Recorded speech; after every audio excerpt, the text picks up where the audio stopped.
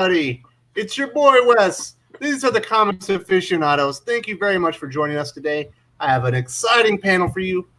As always, my co-host and X-Men superfan, Doc. What's going on, buddy? Hey, how's everybody doing this morning? Well enough. Is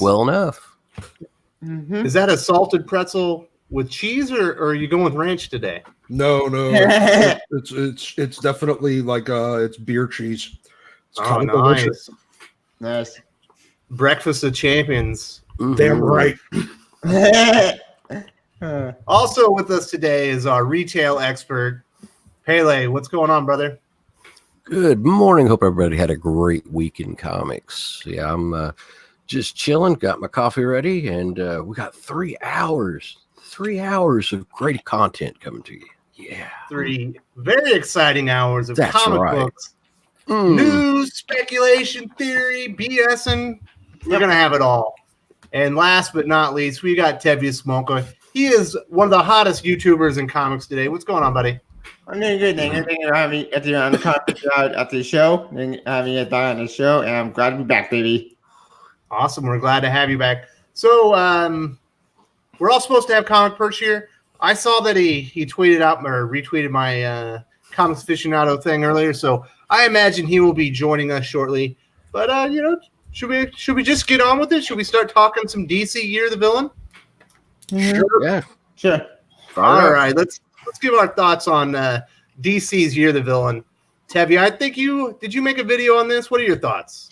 Yeah, I made a video on the Year of the Villain finale at the Naps. And I said before during my video, the Year of the Villain is so disappointing because it shouldn't have been the Year of the Villain because people waste of time because we waited like I don't know how many issues 14 issues of Superman due to Year of the Villain time that did nothing. Batman's Year of the Villain that's been one. That's I don't know one which I know you kept track. Flash Year of the Villain and that's been interesting, but this year it's just pointing nothing's happening. Like the only thing that happened Year of the Villain is Justice League stuff. Justice League is great. I love Justice League, the book of the media. That's the one book that does Year of the Villain justice, which is weird. But all the other books. Not so much. I feel Year of the Villain seems to me like a stopgap to Doomsday Clock. Speaking of Doomsday Clock, that actually probably coming in December for me. After I don't know how many delays, but at this point, honestly, we got affect the main email. So why are we in the Year of the Villain trying to copy up like Villains Month from the New 52 back in the if you know what I'm trying to do with New 52? Yes, we remember that. So I think Year of the Villain is supposed to. They're trying to do a sequel basically to Dark Knight's Metal, using the marquee character from that, and I just don't think it's had the same buzz. What do you think, Doc? I know you're more of a Marvel guy. Is DC Year of the Villain tickle your fancy? Not really. Nothing about it looks all that interesting. Yeah.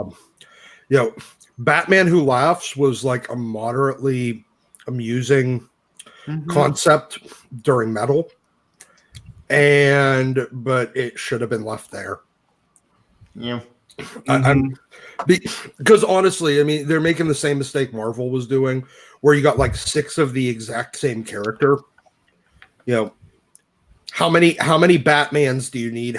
And like the weird thing with merging characters. Hey, we need a Batman Joker. Is that the Warp series of Marvel? Yeah. The Warp series, Infinity Warps. Well, not even that, but like Cap Falcon. Captain Punch. But like Sam as Captain America was, just slamming 2 characters together. Hulkverines. Weapon H. Yeah, Weapon H. Like all of these things are. It's tiresome. I'm tired. Give me something new. Don't just slam 2 pieces of 2 characters together really, really hard and see what they turn into. Yeah, it's kind of like I don't know. It kind of reminds me of like a mayonnaise and jelly sandwich. Really gross. Things that should not ever go together. Just so All right, so Pele, from a retailer perspective, what's been the reception from your customers? Are the people excited? Is there enthusiasm? Are people kind of pushing are they pushing their comics back? Oh, they're just wondering when it's going to be over.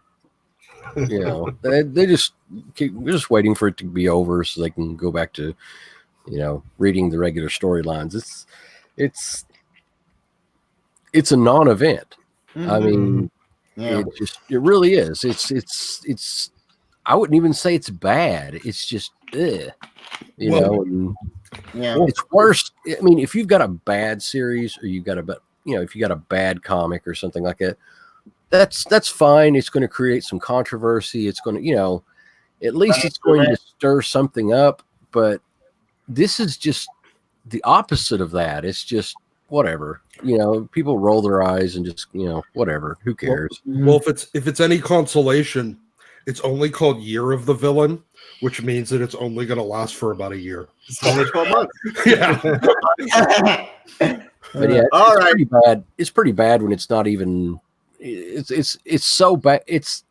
I wouldn't say that. Actually, it's such a non-issue that people don't care. It's not. It doesn't create interest or dislike. It's apathy. So, what do you think, Perch? It's a logo. Welcome, Comics Perch. Okay. I don't know why. Every single time I have to give Chrome access to the microphone. Why in the world? Every time. So it's a shame, I think, because there was an idea there and there was things being set up, and whether you like the setup or not, kind of Snyder did to get this going. Nobody is using it really. They've thrown the logo. It's just this disjointed mess. So, to the reader perspective, they come in. They've been trained now really quickly to learn that logo means absolutely nothing to the actual comic. Maybe there's something going on there. Maybe there's not. And when there is something going on there, it's all written randomly. So, again, I think Snyder set up something there, and everyone ignored it or just did their own thing, and here's what we got. So, yeah, I mean, what Pele was saying, I think people are just like, well, it'll be over soon, and then we'll just be on with our lives. But it's not like it's hurting sales. It's because people are buying the same comics they're buying anyway. It's just. It's like the comment I hear a lot is like, this isn't acts of vengeance. This isn't like the old days. This is just a logo. Mm-hmm. Yeah, exactly. Also, sorry to interrupt, but also the alternate year, as we already mentioned, the whole Hell isn't title coming out. Apparently, that's supposed to be the finale of the year of the villain. The whole Lex Luthor, Apex Rex versus Batman Rap and his infected heroes. They've got a Blue Beetle, Supergirl, Captain Marvel, Leviathan. Well, my favorite who got the book at the rate of Quiddy, not going to December. Don Troy, and finally Gordon. So his team is going to fight Apex Rex, and they're going to try to kill each other. I am unclear about that. If they try to kill each other, can we add Ronan or take this out? Oh wait, we can't do that because you the Doomsday Clock. Yeah, it's too bad they end up kind of abandoning the effects of what the effects were intended to be to kind of move on to this year to villain thing. But Gateway into Comics, he's got a great YouTube channel himself, has a great point. Everyone should subscribe to Perch. He gives the kind of amazing analysis to the comic book industry that we all need right now. And Perch, I got to ask you, are you the most angry man in comics? Absolutely, yes. Hey. I resent that. I resent that. I'm angry on a regular basis. I think a lot of us are. I mean, it's just what we do with it. Yeah, I mean, you guys are way too kind, by the way. But no, there's a lot going on in comics right now, and a lot of things are moving and shifting. It's actually if you're an opportunistic guy, I think there's a lot you can do. I mean, not to spiral into it, but a lot of these Kickstarters, the Indiegogos, those programs, the fact that they're doing as well as they are, tell us that there's a huge market out there for this kind of content. They're willing to consume it however they can get to it. So I get angry with the constant screwing around that goes on all fronts. Just we're not able to take advantage of this awesome moment we have. Yeah.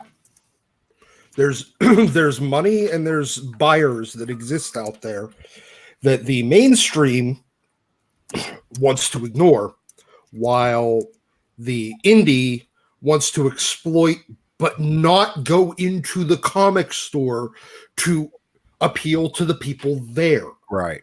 It doesn't make any goddamn sense to me. Yep. Yeah.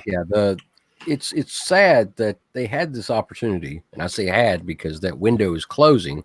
They had this opportunity, and now Marvel's getting their stuff together. They're finally getting their heads out of their butts, and they're putting out some really good books right now. But there was a window of time where DC wasn't doing anything, Marvel wasn't doing anything, and there was this chance that they could have gotten in and really made a foothold into the retail space, into comic, and helped out themselves as well as helping out the comic stores. And now that window's closing. It's almost closed as Marvel's finally getting sorted out. And they ruined their opportunity with more of the same crap that we see from the pros at Marvel. So yeah, it's kind of weird. So, Perch, I want to ask you about this. You know, with DC or the villain, it feels like DC is going through the same trial and error phase that Marvel did 4 and 5 years ago. How ironic. Do you get the same, like, you know, is that your impression as well? As like they're just redoing what Marvel did to come out the other end and realize it was all about quality all along? Yeah, I think so. I think there's a lot of factors going on. I think that actually, if you look at DC's situation, it mirrors where Marvel was at about 10 years ago. They have more corporate oversight. They have this desire for IP. There's this push to bring in new talent, and you know, from a corporate standpoint, you bring in some talent from a company that was doing well 10 years ago. That was Bendis, and so you have very, you know, I have to apologize. I've been hard on editors. I always am, but a lot of the editors are overworked there. They're stretched way too thin. And so you got a lot of the old guard leaving, and you have the new guard coming in to play with the toys. The new guard doesn't necessarily appreciate the toys the way the old guard did. And so I think you bring all those factors together, and yeah, it does feel a lot like Marvel did 10 years ago, and they're going through the same arc. The challenge there is this arc is more dangerous for them. They're not number one like Marvel, you know. And Disney is a much better bankroll and company who can put entertainment on the map than Time Warner is. So it's hard to say. I'd love to say it short circuits, but you know, some of the names I hear are going to be leaving DC in the next, you know, year or two. It's frightening to me the talent they're going to lose. And Marvel is weird. They are, you know, with Garth Ennis coming on doing his thing, and some of the other, they're trying to reach back out to some of the classic creators and bringing them back in, and that's what we should have done a year ago or 2 years ago. So I'm glad to see it, but it's weird time. Also, one of the interesting things is, you know, Disney is an entertainment company, and they own Marvel Comics, but Time Warner does, you know, it's DC's a part of that, but it's owned by AT&T. That's a communications company. Exactly the point. They're more about bottom line. You know, they want IP and stuff, but if you're not carrying your weight, you know, it could be a little bit more dangerous for them. Plus, they don't have the MCU. Doc, I'm sorry for interrupting you. Oh no, that was the exact point that I was going to make. You know, Time Warner at the end of the day, you know, Disney at the end of the day is about making products for entertainment purposes, and AT&T has never been that. They've been a service provider for the most part for most of their existence. And when you start getting into the creative space versus the service space, that becomes difficult. Now, in fairness, that could be better because they're more receptive to what does the customer actually want rather than what do we want to give the customer. Good point. And that's something that may end up working out better for them. So, you know, okay, they may be losing some creatives, and they may look at it in the, oh, well, let's figure out how to drop our you know, save on costs by going to cheaper creatives. But they may still look at it from a, how do we give the customer what they want? And that's something that you know, Disney's more interested in giving them what they want to give us. So that that may be the one big difference that may end up working out. It's either going to blow up right in, you know, AT&T's face, or it's, you know, their biggest asset. We're not sure yet. Mm-hmm. Yeah, what's also interesting about that is, you know, the transaction just happened, but that's enormous. We're talking like hundreds of like subsidiaries, and you know, there's a rack and stack, and DC is at the bottom. So as AT&T is putting all their ducks in a row and everything's kind of being reorganized and getting dealt with, eventually they're going to get to DC. And they better hope that they're in good shape when they get there, because if they got there today, I think heads would roll. Maybe if I give it his bullshit, we can get rid of him by maybe someone else to take over. It's no skin off. It's no skin off AT&T's nose if they just go, well, you guys aren't doing anything, so we're going to axe DC Comics. We're going to license the IPs, and we're going to go our separate ways. That's the last thing I want to happen. I don't want DC to get destroyed. I'm saying that's probably what would happen right now if AT&T decided to just, you know, go in and optimize, quote unquote. They just, this sector isn't making money. You're all gone. Your AT&T style, typically when they have an underperforming business, they do one of two things, and either they put it on the, not necessarily the chopping block, but the sales block. They'll sell it for what they can make out of it right off the lot and be done. And you can see that going on, which would be a very strange roundabout way for Disney to acquire it. Yeah, it's the last thing I want to happen. That'd be crazy. But the IP is very, very valuable, and Disney's not going to spend for it. But, you know, the other is they go in and they aggressively change management. And I think that scenario is going to happen one way or another. It's just, you know, will be a year from now, will be 3 years from now. I think even if the company kind of gets its act together, AT&T also doesn't like things that are number two.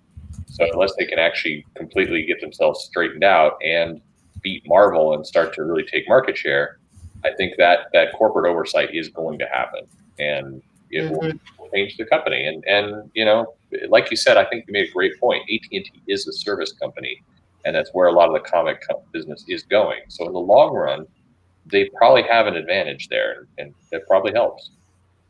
About AT&T, sorry, Joe, Doctor, but AT&T, aren't they more a cell phone company than actual comic company?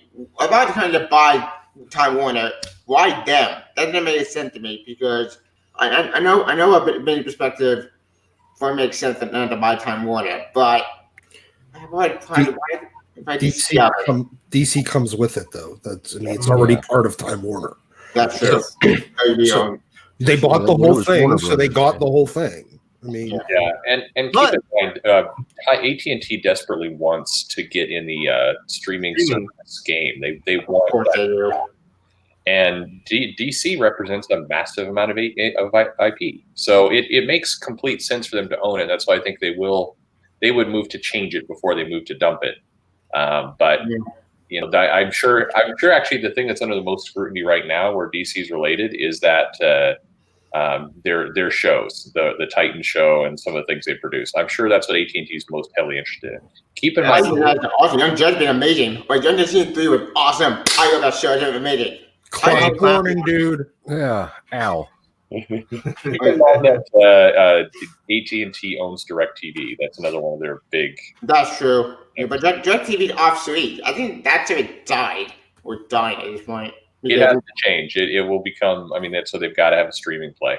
That's yeah. They're buying up content for their streaming play to challenge with Disney Plus and Netflix. Yeah, and that's the one thing Netflix doesn't have. They don't have content. They have to buy it or make it themselves. Whereas you have Disney now has Fox. They got all the Marvel stuff. They got your Lucasfilm, live action movies. Yeah, and then now AT&T owns all the DC stuff. They have the Time Warner and everything that came with that. Netflix does own Mark Miller, though. Oh, yeah, they do own Mark Miller. Are they Invincible? No, that was Kirk. On Netflix, the same. Amazon. Hey, I'm talking. But the thing about Netflix is, like, their most watched shows are, like, Friends still. Yeah. Which they're paying, like, millions upon millions. I think it might be like $100 million on that little contract. All right, so let's get back to Year the Villain. It doesn't feel like there's any enthusiasm, like Pele said. Marvel's ascending while it feels like DC is either treading water or starting to slowly decline. And then this week, they're announcing some of the new talents that are working on it. A couple weeks ago, they announced Cena Grace would be writing a Year of the Villain one shot, and now this week it's Zoe Quinn. I don't think the timing could be any worse. Doc, what do you think about that? I think the timing and the titling is goddamn hilarious. I mean, come on. We have Zoe Quinn, the Infected, and Deathbringer, all in the same sentence. The jokes write themselves. Yeah, I don't see DC doesn't have the optics on this. I mean, to use a social justice term, the optics on this are so bad. I mean, it's just, she's being accused of murder, she's being accused of taking advantage of a mentally unstable guy, pushing him off a cliff, emotionally. Well, I don't think taking his own life, and then they do this. Commit suicide. Well, no. There was actually already one case where that one teenage girl pushed her friend, and she got charged with manslaughter. Yeah, but she hasn't been charged with that. No. That's why I say alleged. Yeah, that's why I say alleged. Yeah. But yeah, I mean, this is serious stuff. I mean, it's very, very serious stuff, and they're not seeing this. I mean, that's absolutely mind blowing. As sensitive as companies have gotten over the years, and they're just ignoring this, it's amazing to me. I was beyond shocked that they actually solicited it. I guess they're just going to go with it. Percy, did you have any thoughts on it? Well, I mean, Doc's right. I mean, the timing and the optics are terrible. I think it is something that was planned before all this broke. I'm sure there were some conversations made. I don't know. I mean, it will come out. I think it will blow over, unfortunately, because there will be some new outrage to replace it here in a week or two. But no, I think it's a terrible plan. I mean, but it represents the idea that there's a disconnect between kind of how HR or how management's working and how the comics are being run. And I think we'll see a couple more moments like this, and this is all going to lead us back to our previous conversation. But the other problem is I don't think, none of these books are going to sell very well. The Zoe Quinn book will probably sell the best of any of the books she's worked on. But, she gets... The other one sold like 9,000. 9,000? Oh, no, much less, I think. Yeah. No, I think issue 1 was 9,000, and it went right down to 5 and sat there. Yeah, the goddess mode. Yeah. It's going to be hard for her to make a big run. I think we are entering the era of the backlash a little bit of people paying more attention to that. So I'll be glad for that to come, because things have been kind of out of control with these kind of stuff. I didn't even order. I'm not even ordering the book, the Zoe Quinn DC book. I'm not even ordering the title. So what about that Marvel one though? Huh? What Marvel one? The Marvel one. I'm not ordering either. I'm not ordering anything with her name on it. Let's put it that way. I'm just not. I'm not contributing to anything that she's involved with. So. So Pele, something of interest with Cena Grace. I know, we talk offline a lot, and you give us buying tips, and you've said that some of these like newer books, the print runs on the first editions are shockingly low, and you're like, these are going to be worth something because they're so low that they're going to be really rare. But you said one book that it doesn't matter, what the print run is, it'll never be worth anything, is Iceman, because no one wants it. That's the point. Yeah, it's dead paper. You could have a print run of 500 copies, and if there aren't 500 people out there that want it, then it's not going to have an intrinsic value. The great thing, I say the great thing, but the interesting thing about a lot of the comics that have been printed in the last 3 to 4 years is you have major titles with print runs of 20, 25, 30,000 copies. And in the coming years, people that are completists are going to want to go back and get those issues, stuff like that. They're going to have to pay a premium to get those copies because, like whether it be Doctor Strange, whether it be, some of the X-Men titles, if they want them, they're going to have to pay a premium for them. Daredevil's another good example of that. This wonderful Zdarsky run that we're seeing right now, you're seeing 25,000, 30,000 copies being sold. That's nothing, and in, 15, 20 years, 80% of those copies are going to be lost wherever. And then you're going to have a very limited amount of comics that are going to be sought after by tens of thousands of fans. It's going to create this, it's going to create an effect where those books are going to exponentially start climbing in value. But you have comics like Iceman, nobody wants it. And it's not because of the fact that Bobby's gay, even though it's stupid.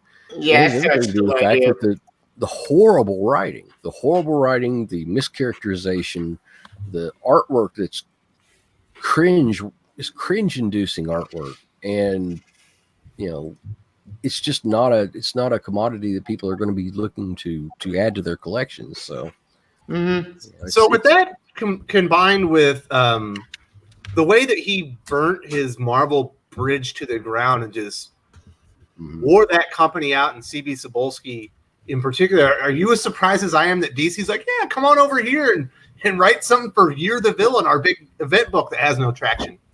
Well, it's just a lot of woke attracts woke, and you have a lot of people that at DC that are going to be saying, hey, he's one of us, it's time for us to take one for the team and to hire him, and I don't really see it as. Oh, sorry. He's a good buddy with Bendis. I mean, you're seeing a lot of people through that. Wait, he is? I know about that. Yeah. So yeah, it's just as it's more nepotism.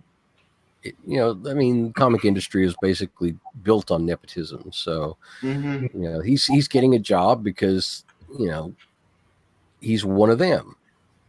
So it doesn't really have anything to do with the fact that he makes good content. He doesn't. It has everything to do with the fact that he drinks the Kool-Aid and he kisses the right butts. So, well, he did. I mean, look, he does have a decent looking Rolodex of people that he has worked with, but it was mostly on the editorial side. Right. He did. He was the editor on Walking Dead during its kind of heyday of sales, and wow, I don't think he actually had anything to do with story control, like content or direction or anything. The fact that he has his name on that book as the editor gives him some degree of cachet that he's just been trying to cash in as a writer. It just has translated. As controlling as Kirkman is over that IP, baby. Grace didn't do anything but check his spelling. Yeah, check his spelling and probably harass people to get their work in on time. Yeah, right. Wait, what? Manage schedules, exactly. That because I can't see Kirkman actually letting him adjust any of the content. He'd be like, "Get away from that! You touch that, I'll break your fingers." Baby. So from what I've heard, he did. I mean, the interesting thing is, I think Traffic Cop, our controller in the kind of financial sense. It's an important role, and arguably you could make a really good case that a lot of the editors doing more of that would be better for everything in comics, but you still fall apart. But it begs discussion maybe for another time. But what is an editor? What should an editor be? How should they be helping comics and everything else? And I think you do see a lot of editors that don't translate well. These things are short lived. I think if somebody can't move a book in one company, going over to another company and getting kind of an artificial boost by writing something with some pedigree characters on it, it's not necessarily going to help. I mean, you may get higher numbers, but it's not anything that's going to last long term. Yeah, when it gets to the point to where you move them somewhere, they ruin sales. They move them somewhere else, they ruin sales. It's going to be, you're the factor here, so you're out. Yeah, but the crazy thing is when he finally moves on and DC's like, we just don't have work for you, he's going to go to his sources in the news and he's going to trash them and say that they don't like gay people. Okay. Why? Because he's that's what gay. he That's does. what he did in Marvel. Oh yeah, he did do that. Damn it. Oh, actually, I want to get my part of situations or grandson to look good, but my part of the situation, personally, in my opinion, it's not the story is good. At least Mazor couldn't make it tell a good Don Troy story. That the dinosaurs were ate by and infected the event stuff. But I want a good John Troy story, but you know what? I don't know her reputation. I don't know any of that stuff. I just get one story itself, and if the story is good, then I'm fine with it. However, I've seen a great is I don't know about it. I don't know about him. Wait, didn't he write Iceman? You wrote the Iceman book? That's Yes. what we were talking about. Yeah. So what's he writing? Is he writing the Gordon book? He's writing the Blue Beetle book, or The Blue Beetle. That was him. is that Hopeless? I think. I can't remember which one it is. It's one of the infected solo books. Yeah. It's not Supergirl. I know that. That different letter. Hang on. Let's see if I can find it. No. Let's just keep moving on. Yeah. Yeah. Moving on. But my conclusion. Sorry, no. I'll conclude. In conclusion, am I excited for Donald Trump? Yes. After the other book, we'll see. I'm just gonna see until when I'm more interested in that book. Mm-hmm. So, what's up, Doc? Nothing. I was just going to say that, see, the thing is, I think with DC right now, they're just handing out, work to anybody. Plus the fact that, they have been able to look at somebody like Tom Taylor, who has done all right work, that's actually fairly well received for DC, whereas their Marvel work, That's amazing. but their Marvel work was garbage, and everybody hates it. X-Men Red is fucking terrible. That's my opinion. It's the worst X-Men book to ever exist, and but they're able to look and see. Okay, well, his Injustice was relatively well received. Deceased is relatively well received, and his Marvel work may be garbage, and everybody hates it. So they're looking at, well, there's all these other creators that worked for Marvel that everybody hated. Maybe they can do something at DC, and maybe they're looking at it like that right now. It has to do with Bendis' influence. I know, Perch, didn't you predict like 2 months before that announcement on Cena Grace? You're like, oh yeah, he'll be over there soon. I did on the show, I think. One of the first ones. I actually predicted him. I need to go back and look, but I know I predicted him. And Rosenberg and Thompson. So I think Kelly Thompson, yeah. we got one left of those three. That so. Yep. Shot fired. I think Doc has a point though. With one thing, there is, because I've heard this repeated in both companies. There's this attitude that if something didn't work in one company or a writer couldn't sell something, that it was editorial's fault, or it was marketing's fault, positioning them to wrong title, or this is a really great guy, really great person, but they put him on the wrong book. I've heard that with Tom King a lot lately from other creators of like, really great guy, they've got him miscast on Batman, so we just got to get him to the other stuff.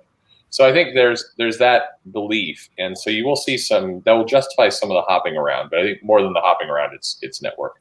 Mm-hmm. But yeah, I'll agree on Tom Taylor. He feels like it's reading two different writers. Like his Batman annual, I think it's number 3, was great. This is one of the better Batman comics I've read in the last couple of years. But then you go and read anything of his at Marvel, like he's doing Friendly Neighborhood Spider-Man, right? Yeah, Friendly Neighborhood Spider-Man. That's him. That's terrible, awful. One of the worst comics I've ever read in my life. It's abysmal. I didn't like that book. What? And the sales. I mean, a Spider-Man book that I can't give away with Peter Parker. Yeah. Well, to be fair, Tom Taylor, if I could try and visit, I love X-Men. I think X-Men book was awesome. I mean, holy shit! Waiting at the end, like Grant Morgan creation, the villain, from that book, it was awesome. Jingo get to kick him out of that book. Heck, the entire X-Men, they get team up and they get to kick out the make Addy amazing. That book was awesome, in my opinion. I love awesome. Me and you, Dr. Me may disagree on that, but I pretty love that book. But X-Men Red? Yeah. Oh, that was horrible. I couldn't give those away either. That was the most forgettable series. I mean, it's so poorly written. I think it's better than the X-Men Blue, X-Men Gold. I think it was not. No. Oh my God, no. X-Men Blue and Gold were mediocre to bad, but X-Men Red was an abomination. Was kindling. It was kindling with ink on it. I have a tweet. Go back and you can I don't know, dig through. You want to embarrass me? The first issue of X-Men Red came out, and I wrote this bit on it. I'm like, that's a promise. There's some stuff here. They're doing some things. It's a very different book. Nice to have a different tone. Let's give it a chance. Hey, this could be pretty good. And then 4 issues later, or 5 issues, I'm like, oh my. Yeah, it reached a point where I didn't even want to. It wasn't worth putting as a slot on the wall because it was taking space from something that would be good. So those issues, I had like 3 people that wanted it, and I ordered 3 copies. And did that. Now the funny thing is the people who do want it, the people who like it, really liked it. You had some people who were into it, and they bought the issue, and they were really upset when it was canceled, and that was just it landed for them, and it wasn't. It wasn't funny. It's not like that audience crossed over with a bunch of other crazy books. It just worked for some people. I don't know why. Not many, no offense, but it did work for some people. Well, I do think that the social justice crowd really loved it. The social justice crowd loved it. Then you had the hyper woke environmentalist types. They were really into it. Like I said, I had 3 people that wanted it. Those 3 loved it. But those 3 people also didn't buy much of anything else from Marvel. So yeah, but you may be right. It was funny though because I kept looking for some commonality. Like they didn't come in, they didn't buy X-Men Red and Iceman and America. They did. They were books. They would like America's awful, but I love this X-Men Red, and I could not ever figure out. Because I like to understand the customer journey, like what's this customer gonna like in the Halo. I could never figure out the X-Men Red, the really aggressive fan. Figure out what their thing was. Longbot has a pretty good point. Wasn't the first villain about unequal pay? I think it was. God. It became the first villain. It's like, hey, we're bringing back Cassandra Nova, and Cassandra Nova. That's her. It was really dangerous, and like I don't remember the 2nd or 3rd issue. It's like, oh no, we're doing something completely different. They're talking about like angry people on the internet as a virus. Yeah. What? What? Genius. My only pages. Yeah. It was just really, really bad. But I guess my point is that Tom Taylor,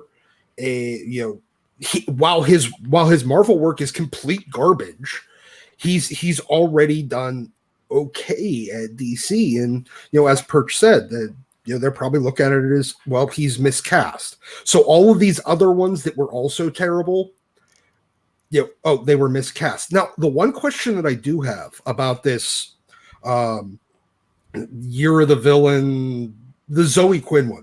Yeah, that's on Troy. Who is the editor on this Year of the Villain event? Is it Andy Corey? I don't know. I haven't looked into them. I think it's probably him. I can check. No, it's not, and I don't think it's any really one person. I think there's a combination of people that are doing it. Okay, yeah, probably. Because I was going to say, because if it was Andy Corey, I'd be like, oh well, that explains why Zoe's hired again. All right, Max claims it's Jamie S. Rich. That's the Batman editor. But okay, I think Perch is right. I think it's actually because it spans so many characters. Yeah, he's probably right about that because Superman, I know he got Year of the Villain, and I got dropped. I think, and this is going off memory, so I could be wrong, but I seem to recall hearing that the Year of the Villain was going to have some kind of Uber editor control person who was going to look at all the books and keep things aligned. There was heavy pushback on that concept from a bunch of different people who felt it would interfere with their plans, like the event Leviathan and City of the things. Leviathan sucks. That book's so kind of boring. Yeah, and so that kind of broke down. I think when it broke down, it seemed like the direction to Lee Snyder and that kind of book was, do your thing in Justice League, go and make it what it is. We'll have kind of Batman and Superman title and everything else feed into Infected, that whole storyline. But it seemed to break apart at that point. I think that's when the battle was lost. If you look at Acts of Vengeance and some of the earlier books that tried to do the same thing, they always had somebody kind of managing the ship to make sure everything was aligned. So do you think that's what happened with Superman 14 and 15, originally having Year of the Villain tie-ins and then having them removed afterwards? Did like Bendis go, wait? Yeah. I don't want to get anything to do with this now. I think obviously in the case. I think definitely there was that. There was a political play to say, get this banner removed. We're doing something with Legion of Superheroes. We don't want a distraction of having the Year of the Villain thing. It's Legion of Superheroes thing, so I need to have it. I mean, I definitely think there was a play there to have those removed for that reason. Yeah. So Pele, I know there was an issue where certain comic shops that ordered on 3-day delivery rather than the 1 or 2 day express delivery actually received the comics with the Year of the Villain banner and the original. Right. I think it was Batman 14, correct? Yes, correct. Superman 14. Well, Supergirl, it was the Supergirl title and Supergirl and Batman. Or Superman, Batman. No, Superman and Supergirl. But that's where some people speculated those would be worth quite a bit. Supergirl, yes. I've had a lot of people come in and say, "Oh, do you have that? You have that rare, copy of Supergirl?" But Superman, no. And I think still has a lot to do with the fact that Bendis is doing so poorly on Superman that nobody wants it. So, but it was on eBay for like $20-$30 there for a couple of days, right? It was. Well, they were trying to sell. They were trying to sell the Supermans for that. There was a few people that bought them, but the Supergirl is still pretty strong. I think it's somewhere around $40 to $50 right now. But what? $50? That's insane. The collector market. But you've got a very, very small print run on Supergirl compared to Superman, and you have a rare. DC collectors are odd. I mean, you've got people out there that because there is a change in the logo, or there's a small variant in any small variant like that comes along, and they will flock to it and pay huge premiums for these tiny little differences, in the cover or something like that.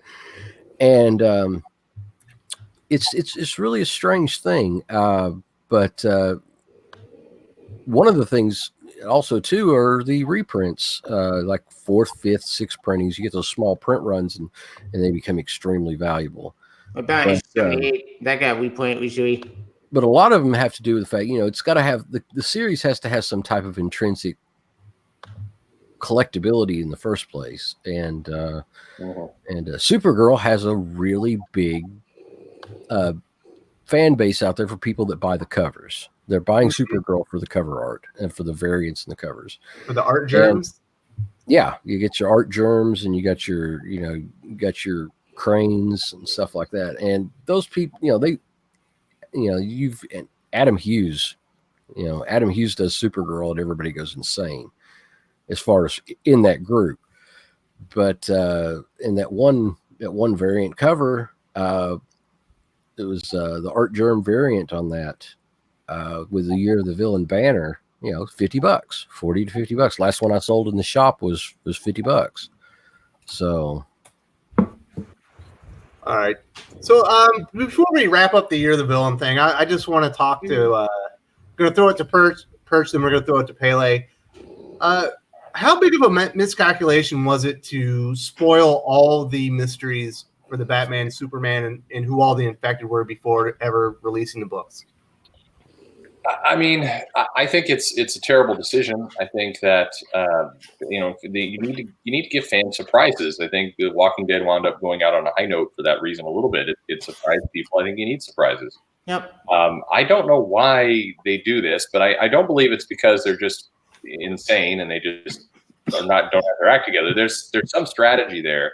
I think the hope is always you're going to bring interested people in who aren't reading comics through that avenue. But I don't know. I always think that's a terrible decision. I think one spoiler is fine. I think you get one of the 6, and that kind of teases it out. But the releasing it the way it did, it's very hard. Now with solicits, it's very hard to avoid spoilers. It's just the nature of the business. So I get that. But and so maybe that's it. They're just trying to get ahead of the solicits. They know people are going to read it, so they're going to kind of control the news their own way. But I still think they could do a better job. If they had trust of the retailers and they said, you're the villain, the infected, question mark, a major hero's in here infected, you're going to want to buy it, I promise. And there was trust. I think retailers would buy into that, but unfortunately they've blown that trust. So I don't know. Go ahead. Unfortunately, by spoiling after the mission, the actual story, you're going after the big supply of the trade. We know John Troy got infected. We know Gordon got infected in Battle of the Laughs. We know that happened because that way been told last. John Troy got infected, no one suspected. Blue Beard got infected, no one suspected. Captain Marcus is we saw that in a preview. Hawkman got infected. Hawkman got infected is weird to me because his book right now is dealing with it anyway now. So why is he getting infected about a hill? Like, if I was Batman, if I was smart, I would infected. Well, I know you get hit with it, but I would infect John as a Superboy because they're Superman infect his son. Supergirl, if you want to infect her, fine, but Superboy will be a more better target than Supergirl. Well, Superboy's going to the Legion of Superheroes. That's true. I admit to Superman family. This family is great. So, Perch, I mean, you read Batman, Superman. I read it and I reviewed it on the channel. Hey, let me finish. But it ruined the entire book. Like, every reveal in that book was spoiled before I read it. Yeah, it was funny. I'm curious, the others if they had the same experience, but you read it thinking there was going to be more in that comic, and you get to the end, it's like, oh, I've read the preview again. Yeah. That sucked. I mean, that was I'm surprised they did what they did. And again, it's marketing. I would be doing marketing very differently, but these are major corporations. They in theory, they know what they're doing. But I think a lot of people came in and felt like I heard from other shops and friends, it's like, oh, we just read the preview again.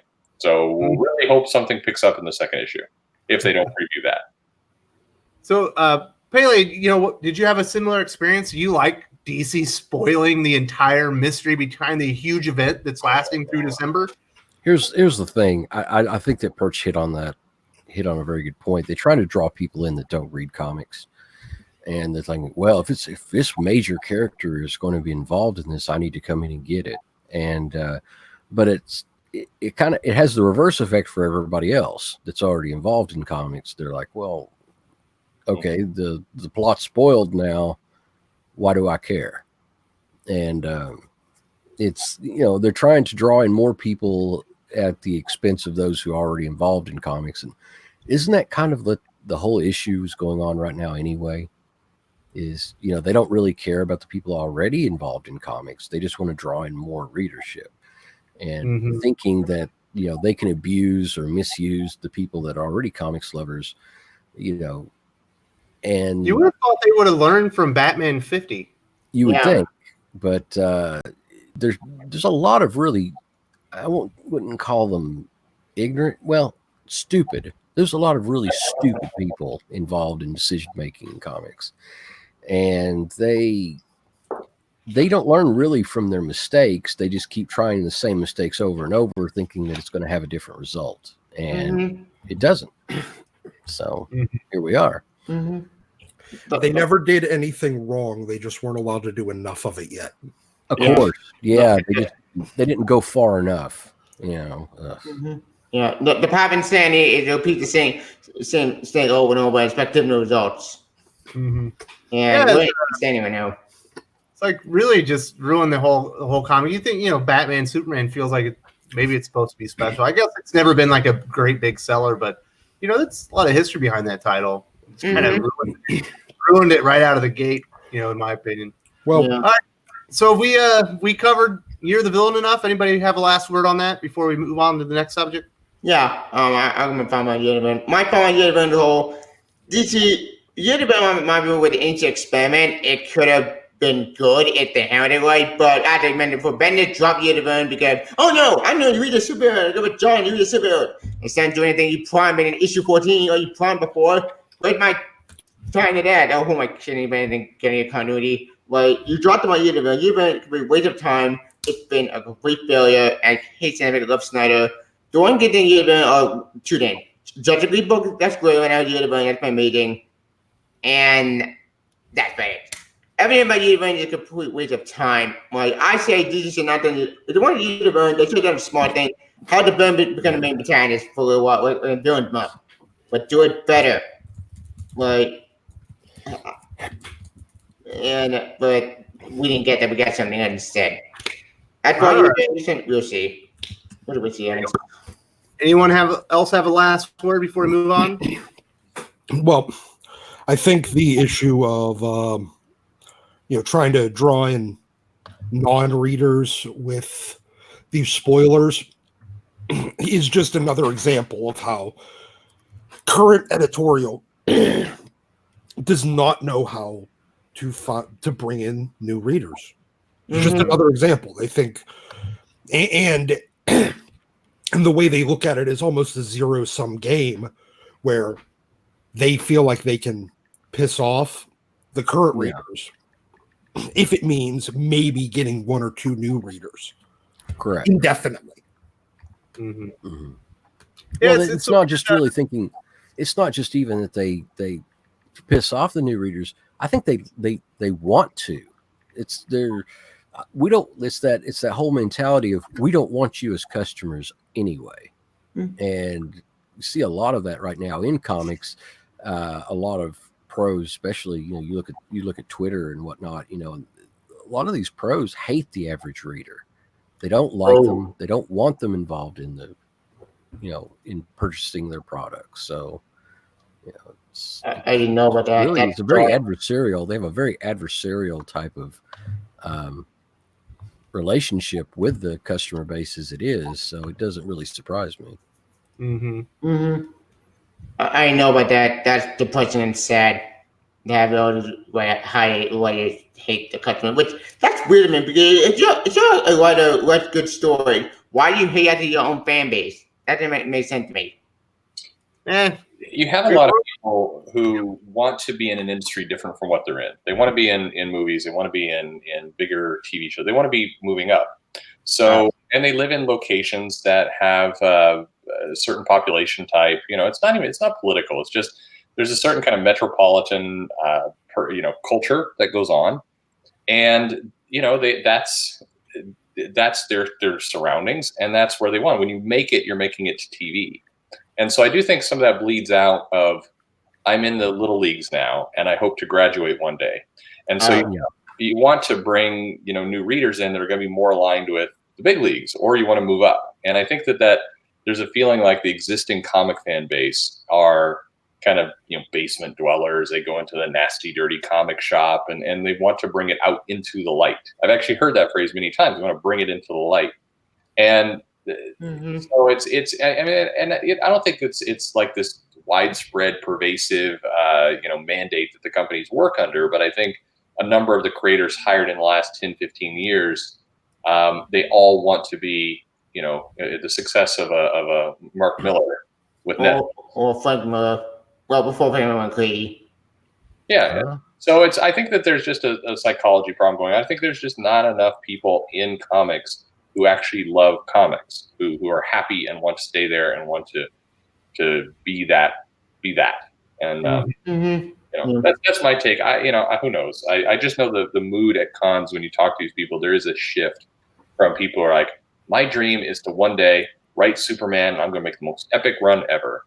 Versus people who more increasingly now say, my goal is to get a Netflix special, and I'm going to make the next Mindhunters.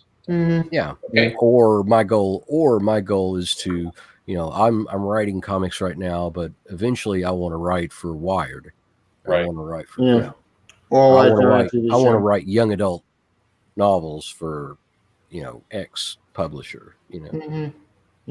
It's weird the amount of shade that gets thrown on like a Dab Pilkey or a Raina Telgemeier. I mean, it's weird that a lot of people in comics will say kind of nice things, but view them as slumming it still. And I mean, these are people who, you take the two of them combined, I think they made more money than some of the publishers. I think they made more money than DC in terms of raw output. That may be a crazy claim, but it's weird kind of where people view their success. And I think we're seeing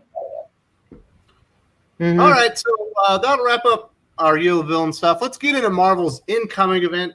They had a bunch of teasers out. There was the one with Hulkling, and it had a silhouette saying he's going to unite them all.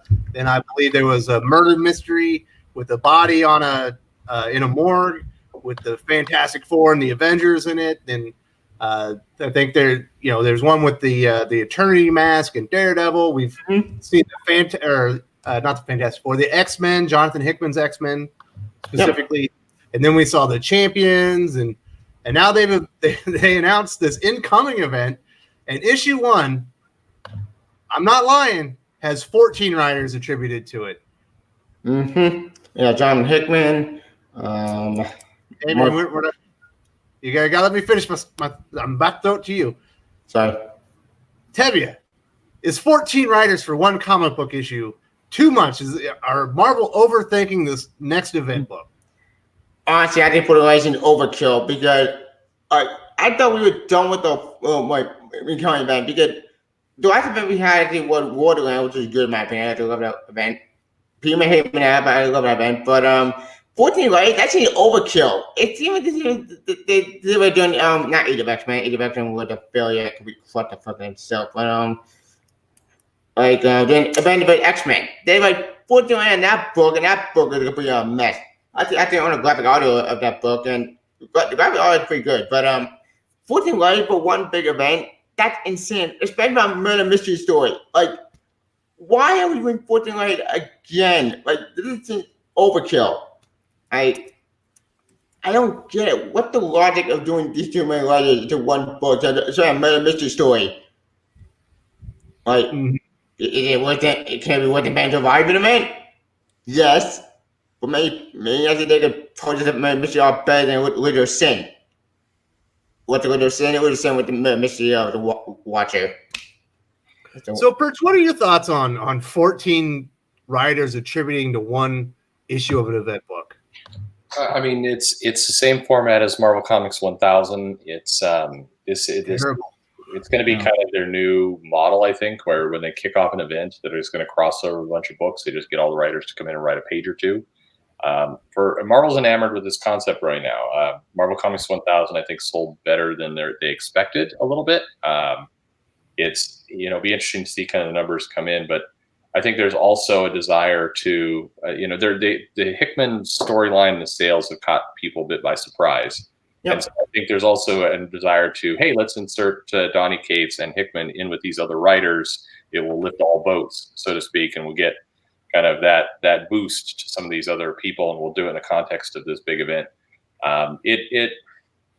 This feels like basically a glorified previews comic for next year. It's kind of a teaser or a trailer for an event. That's what this feels like, and I think that's what it will be.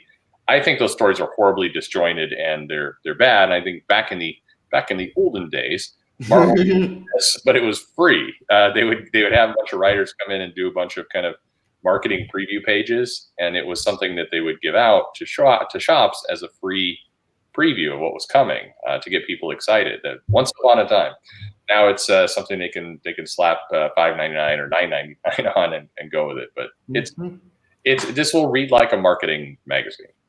Okay, so you're thinking that there's a murder mystery that connects just a bunch of Marvel titles so they could preview for the next year and show what the creative teams are going to be.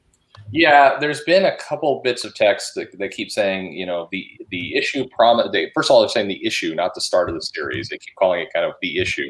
And they say the issue sets the stage for 2020. It sets the stage for a big thing that's going to unite all these characters in their own titles. So maybe I'm wrong, but it feels very much like this is a starting point to then branch out into a million one-shots and number one issues and things. It definitely, like Terry said, it's like Marvel Legacy. It's like Marvel Comics 1000. That's what it feels like to me. Now, if they solicit an issue number 2 with the same cast of characters, then I'll be clearly wrong, but that's what it feels like. Yeah. Speaking of Marvel Legacy, that remind me, why do my Marvel Legacy one shot right now? One shot that came out 3 years ago, that was a complete cash grab and that was a waste of time. That felt more like the DC Rebirth one shot.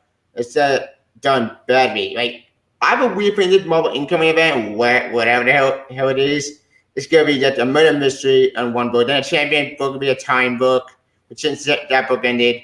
So I don't know how it's gonna work with all these 14 layers. It's like 14 egos into one room and got to figure out a story without making it like inconsistent or make. So Perch, do you think this is the previously unannounced DC December or Marvel December event book though, right? Yeah. I think this is what I believe will come out is we'll have 3 to 4 events in the spring of 2020 with Marvel. You'll have an Avengers event, you'll have a Spider-Man event, you'll have some Fantastic Four and Iron Man, you'll have an X-Men event.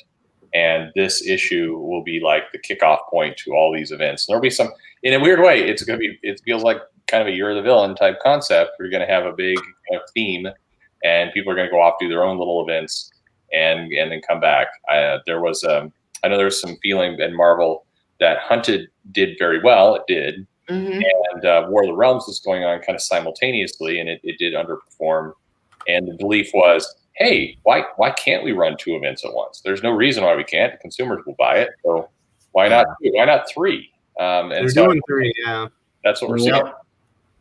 Because in November you'll have Absolute Carnage wrapping up. You'll have Annihilation, Scourge, and then 2099, all 3 going on. And it feels like a bit much. I've got event fatigue. Haley, do you have event fatigue for Marvel? Oh yeah. I think that's all, and I think that's all they really believe they have left in their quiver or events. The ongoing series, they've kind of killed that. So right now, I think they just have number ones and special events, and because they don't have the longevity there of any of the titles to really pull that. And I think that's going to change. That's going to change with Hickman now. I don't see them relaunching any, the X-Men, the adjectiveless X-Men that's going to be coming out. They're not going to be relaunching that anytime after it starts. And forever, how many years that he's going to be on it, I think that we're going to have that ongoing series. It's going to be it's going to be a feather in their cap, and as well as Spider-Man. They're not going to be changing Amazing Spider-Man anytime soon. Hopefully, cross some fingers. But so maybe once they get the ongoing series really up and running and get a firm readership base there, they won't have to rely on the special events and the relaunch and the number 1 titles to really get their incoming dollars and sales. My biggest hope is that the brass at DC are like, the money isn't in special issue number 1s and all these events that don't mean anything. It's in meaningful comics that people love. It's a great X-Men. It's a great Spider-Man. The money is in an Avengers book that feels enormous and big, and it feels like it's can't miss. Because all these events feel like you can miss them, except for Absolute Carnage. I think that one's great. Yep. Yeah, I think that was the in my opinion, that was the event of the year for Marvel. I don't really see Powers of X, House of X is really as an event. It's a prelude. Yeah, it's a prelude. It's a prelude to the seminal X-Men title for the 2020s. And that's my opinion on it. Absolute Carnage has been a great seller. I mean, I'm not going to take anything away from that. To have it and the Hawks and Pox at the same time, it's been a real shot in the arm for retail. It's got to be killing DC. I haven't seen the numbers yet, but my prediction was that they were going to have like 55% market share for Marvel just based on those 2 titles. I think those you have a world where I think the top 10 list there's a good chance Marvel sweeps it or comes close. It would be like the first time in 10 years at least. I mean, from long before the New 52 even. But you've got 5. There's a month with 5 weeks. You have 5 X-Men books. We're all going to be on that list. You'll have absolute carnage on that list. That's 6. And then, I don't know. It's a DC will sneak 1 or 2 in there, but it's like Marvel's just going to kill it in August. Batman or the Maybe Deceased. Deceased. Deceased last night on Earth. Doomsday Clock. Doomsday Clock. Yeah, that's kind of Doomsday, well, anything with there's only one more issue DDC left. Yeah, anytime it comes out, it's a top 5. It's like 120,000. So, Doc, what are your thoughts on incoming? I know you just got back; you weren't feeling too well. Is 14 writers too many for the special event? I guess it sounds like it's an event issue, not a comic series.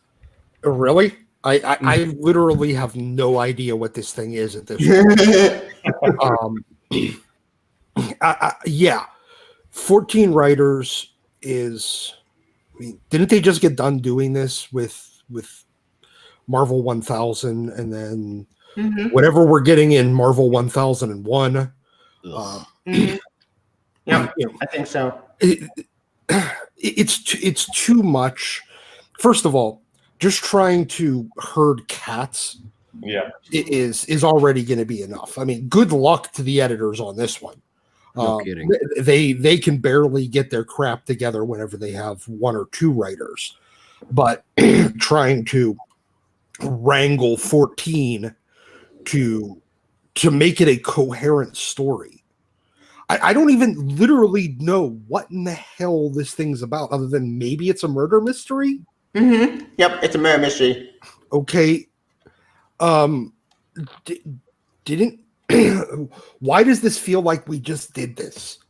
We did. The Winter Sin. Winter Sin after that murder mystery story. The Watcher.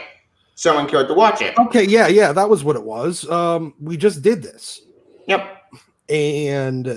But they're gonna do it all over again.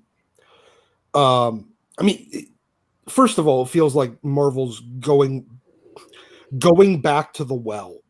Yeah, to Recording Crisis. Well, first of all, they're doing the same thing that they already did. They're doing the same thing that Heroes in Crisis is doing. They're going back to the well with acts of evil. Is anybody even paying attention to that? Not really. I'm not paying attention to that story. In fact, I haven't paid attention to it. I know it's in all the annuals. Well, that's about it. Perch and Pele. Is anyone buying Acts of Evil? Does anybody even know what it is? No, they're annuals, and it was another case. My biggest complaint, and I got not ripped, but a writer reached out and said, I'm being way too hard on editors, and maybe that's true. I think it's there's something messed up in the marketing department. I don't know where the disconnect is happening, but they do Acts of Evil. There's kind of one announcement coming out. They do a little bit of kind of fancy web trailers, which honestly feels like some guy making maybe $20,000-$30,000 a year, with Photoshop posting up stuff. And out comes Acts of Evil, and it's the annuals. And then from that moment on, zero marketing or press or anything on these books. No, nothing. And so those books are they're doing nothing. Very few have sold anything. Mm-hmm.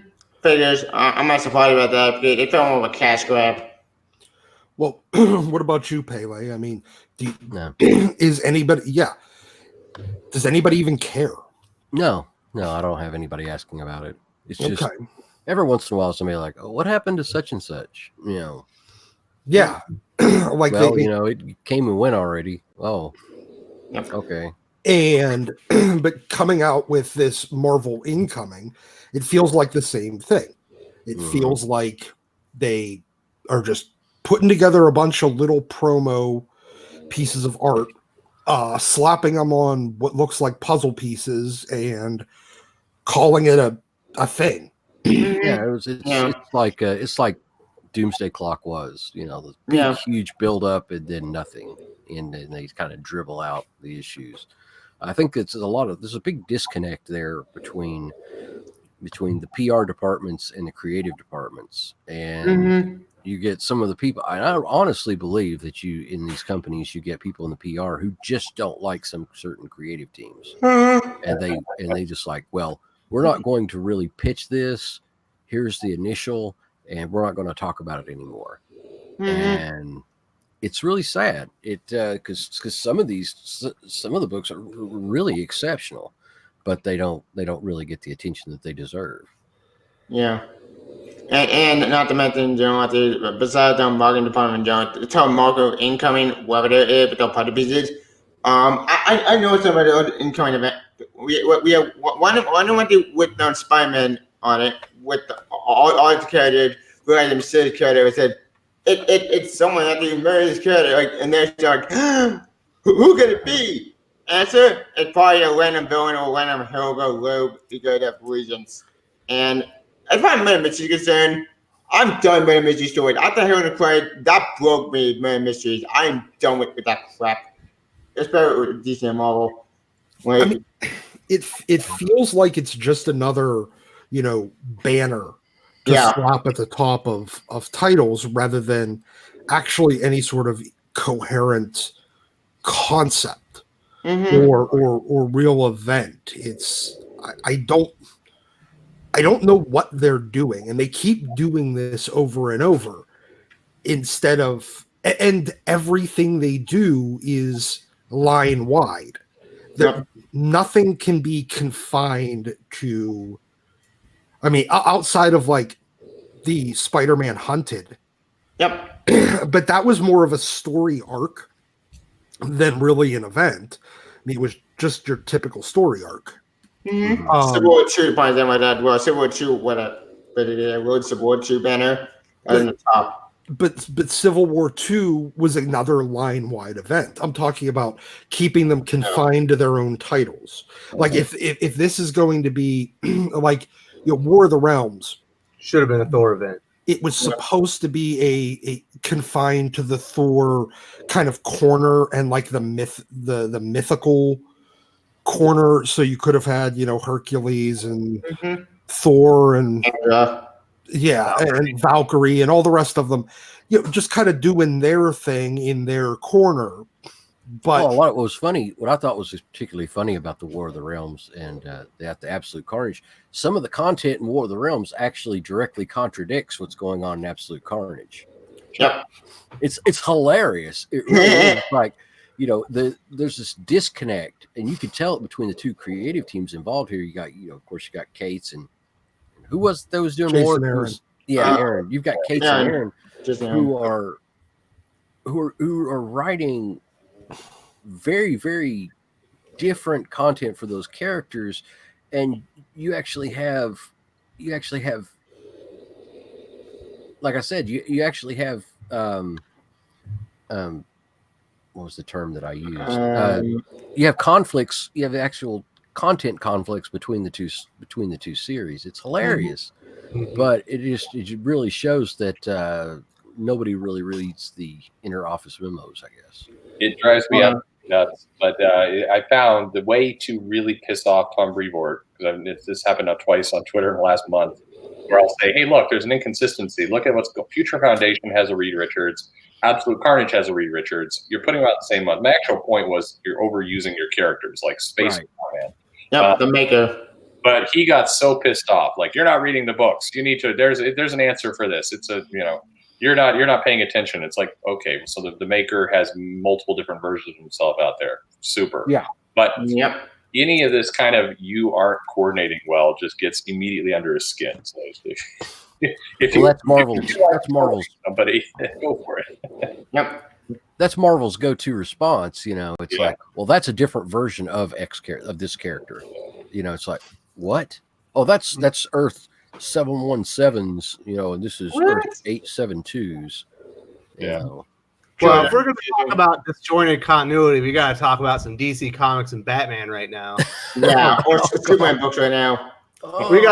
He's on another planet fighting Lex Luthor. He's got Gotham is taken over by Bane, but he's also got another book where he's in Gotham and Bane is nowhere to be found. Right. This is ridiculous. Right now, Revival's happening on Earth. Action comedies on Earth with Red Cloud. What? Well- I'm confused. Why is Superman on Earth with the sun and space? And Action Comics is back on Earth. I can't find the continuity. And Rose Rainbow John is back on Earth. Where's the continuity? I'm lost. I can't find it. Connect the dots. Well, I guess. Well, the thing is, this actually brings us back to is 14 writers too many? They can't even keep track of it with 2 writers between War of the Realms and Absolute Carnage. Mm-hmm. How in the world are they going to keep 14 writers on the same page when this is really nothing but just a little banner book? I think that goes back to It's- Perch's. That goes back to Perch's comments about what does an editor do, and they're the glue that holds all this together and keeps everybody up to date on what's going on with the different characters. Sorry, Doc. Go ahead. Exactly, and I'll in the defense, because I trash them on a regular basis, and I get writers upset. They are they're underpaid. There's way too few of them. So even regardless of whether they're good or not, there are if you're pumping out 100 books a month and you've got say 10 editors, that's too many books, and they don't coordinate. There's no mandate to coordinate between each other. So I think there's definitely a responsibility that those guys have to step up, and they have to do their job that they're hired for. But these publishers also hurt things by not hiring enough of them, and maybe not hiring really qualified people too. I think there's the editor that's worked with Snyder, in his defense, is overtapped, like by a mile is overtapped. And so I'm not surprised that there's poor results out there.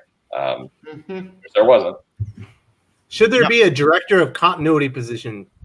Well, that used to be Tom Brevoort. Yeah, It was. Yeah, it's sort of, but not. He was kind of the designated continuity cop until they brought him into becoming the vice president of sales and publishing.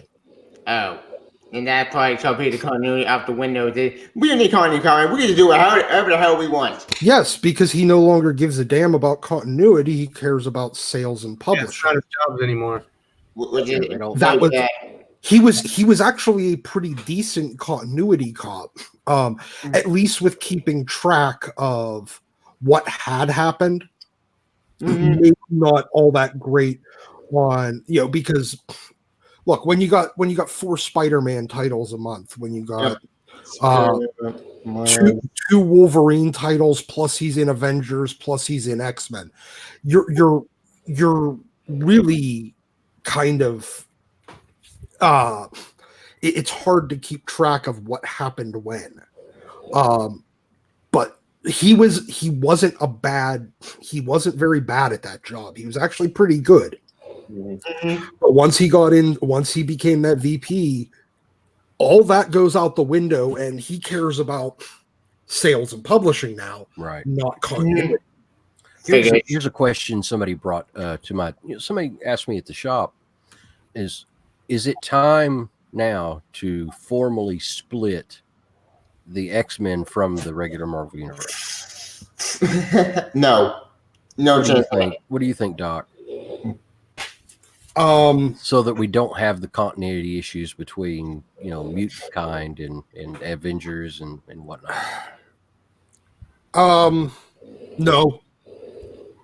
No, because kind of part of the appeal is the weird. There's kind of an unspoken hypocrisy of the Marvel universe, like the denizens of the Marvel universe, that they can hate and fear people that are born differently, but they can embrace aliens, gods, science freaks, tech weirdos, and everything else with open arms.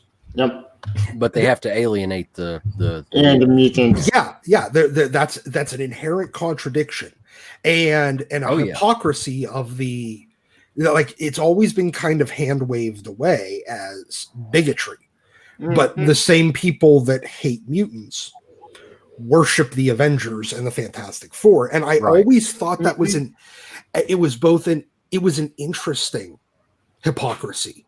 inside the Marvel universe. And something that Claremont would play with a little bit every so often. You know, basically have the X-Men lament. You know, the Avengers don't get this treatment, and they did it to themselves. Yep. And so I like keeping that together. And additionally, you know, the mutant, like I like the idea of having multiple sources of, I guess, getting superpowers. When you split the X-Men off into their own kind of thing, then there's only one source for superpowers, and it always felt a little empty. You know, I don't remember. I don't know if you guys ever were really big into it, but the old Wildstorm stuff back in the 90s, initially, all of the powers came from what they referred to as the Comet event, and you know, it kind of the same way that like Rising Stars, for the story by J. Michael Straczynski, everything came from one event, and it kind of Wildstorm realized, oh, we can't just have them all being Comet enhanced. That's boring. And so they started doing the science freaks, the mutants, the aliens, the you know, and overall cosmic stuff, and it made the universe feel richer. But when you only have one source of it, then it feels a little bland. Kind of the same way that Marvel's New Universe only had the White event that gave all of their people different powers. Yep. You know, I liked the way that I like having multiple sources of kind of superhero origins or supervillain origins. Yeah. Well, yeah, it gives a flavor. There's more of a flavor involved. Yeah. So splitting the X-Men off, you know, it removes that. It makes whatever the X-Men part is, it gets rid of that inherent interesting hypocrisy. And it also kind of ties, what's interesting to that is it ties the Fantastic Four to the X-Men because of Franklin. Yes. Yeah. But getting, you know, the X-Men movies always felt a little empty because all the powers came from one thing. Speaking of X-Men, I do talk what with the Inhumans, right? Aren't the Inhumans dealing with this sort of I did before the Inhuman fight got away from me, but one more trying to get the X-Men begin Inhuman because we can't X-Men in the movie, let's just Inhuman instead, and then that crowds a bird miserably. Like, what about the Inhuman themselves? Like, aren't they in a power source? Inhumans were Kree enhanced, right? And then they got mutated by some rocks. Yeah, that's a mess. With it's not a very. It's a very strange type of situation there because you don't really have. And humans weren't human. Yeah, you know, they were never really human to begin with. And so Marvel had to push the humans to make them like the X-Men. All right. Now that we're on the X-Men, we gotta talk about it. House of 10 number 4. Somewhat a controversial issue this week. I've had a lot of people in my comments. They do not like Bar Sinister, and they do not like a flamboyant, absolutely fabulous Mr. Sinister. Doc, you're our X-Men guy. Are you into the fabulous Mr. Sinister? No, and I've hated turning Sinister into some mincing flamboyant, like, you know, really just kind of poofy. Just, you know, he's Jack from Will and Grace. Yeah. Ever since Kieran Gillen got him in whenever they rebooted X-Men in like Uncanny Volume 2 back in the late 2000s. and they all moved to San Francisco. No, I've hated it since then. And this was their opportunity to fix that and bring Sinister back to being the he was kind of like Apocalypse Light. Yeah. And but more interested in the science behind it than the eugenics behind it. Whereas the Apocalypse was like a pure eugenicist.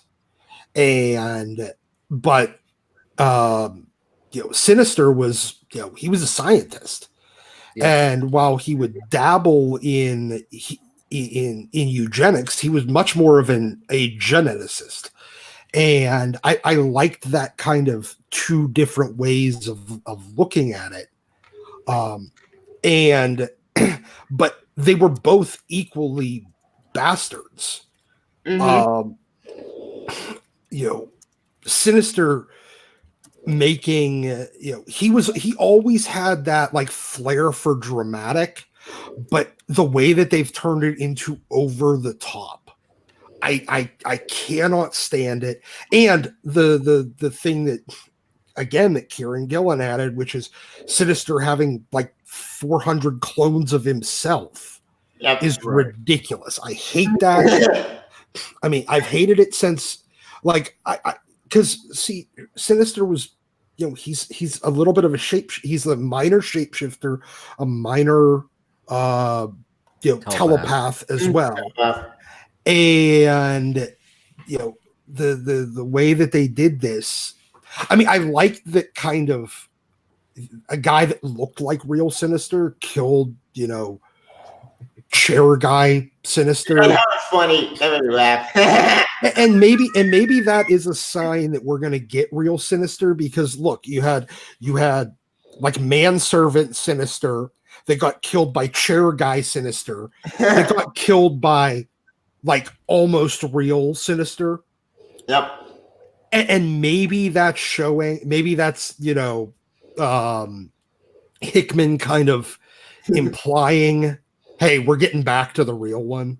I'm going to keep killing off all the more, but we didn't get to really see much of more badass Sinister. Because most of what we got was the one in the suit in a chair. Yep. Mm-hmm.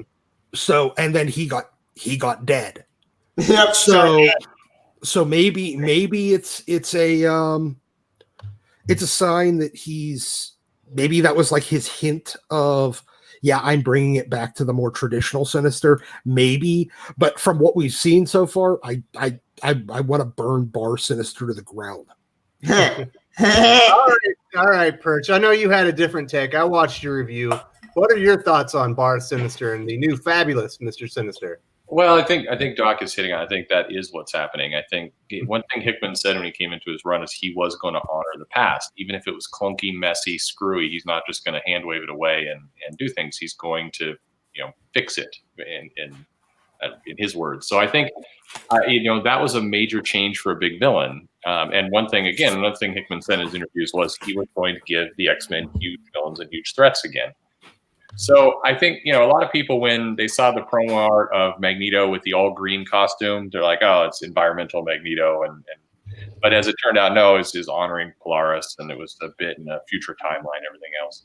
I think we're seeing the cleanup of Mr. Sinister. I think we're seeing Hickman kind of explore, why cloning yourself all this way is bad. It leads to just crazy. And he's trying to make that whole environment super crazy. Some people latch onto like, oh, he's trying to bring in like gay Sinister. That was crazy town. Bar Sinister was nuts. That's what I think he was trying to convey. And based on the earlier issues where he talks about Sinister betrays the X-Men and leads into some of the problems the mutants have, I think this is all just, I said to somebody else, it's close-up magic trick. We think we're seeing what's going on, and it's just we're leading it. Now, maybe I'm wrong. Maybe now, 3 months from now, we've got super fabulous Sinister kind of mincing around with this new Marauders, I don't know, on a boat. But I think that I do think we're getting back to super serious, sneaky villain threat Sinister. And I think he is going to just clean up all this cloning and Bar Sinister and all that stuff. I do believe that's where it's going. I think in the next 4 issues, we're going to see more Sinister, and I think we're going to get a sneaky, deceptive killing off Mr. Sinister. I think that's what we're going to get. I think Doc's hope is exactly right. Question: what about Miss Sinister? What about her? We'll get rid of her as well.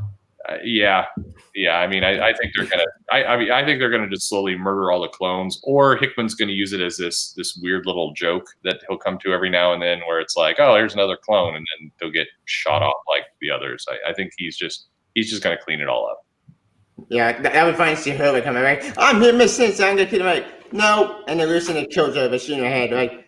But I own your legacy. No, you didn't. You're an idiot who tried to act on blue or do whatever they. I helped you. I don't care. Bam. I'll be playing. It happens. I'll put it on the All right, Pele. I know you've been a big fan of it. You know, some people were turned off by this. They thought it was too goofy, too silly. I'll agree with them to a point. What were your thoughts on Bar Sinister in the beginning of Powers of 10 #4? I'm glad he was killed. Yeah, I think just kill all the Sinisters down to the original. It's you see a lot of the really weird variants of Sinister because they're clones. Hopefully that's the answer, and we can get back to the real Sinister Nathaniel Essex, which I think is a very interesting character. He's a very complex character. One of my favorites during the early 200s of the original Uncanny X-Men run.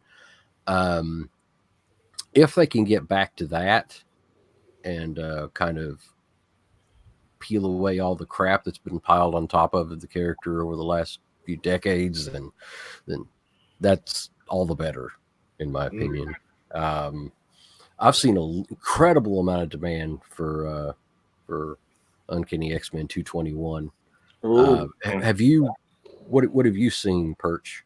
Well, I'm in transition moving, but yeah, I'm seeing a lot of chatter from other stores around that run and those titles. And I think, like I said, I think we're seeing a bit of a trick. Also, keep in mind, Hickman likes.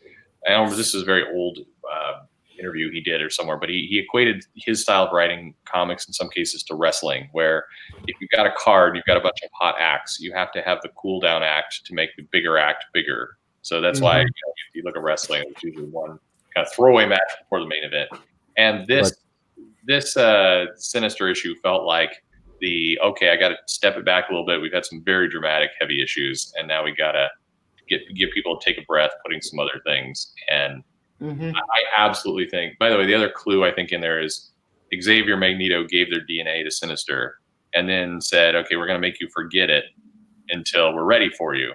And so I think there's another interesting thing there where they examine, okay, if he clones himself, does the clone keep the telepathic brainwashing there, or does the memories go over, or what happens? And I think we're getting to a huge, big kind of mega Sinister reveal and trail. And I think Oh, I was just going to say that, what I was talking about was as far as values for X-Men 221, it's been amazing.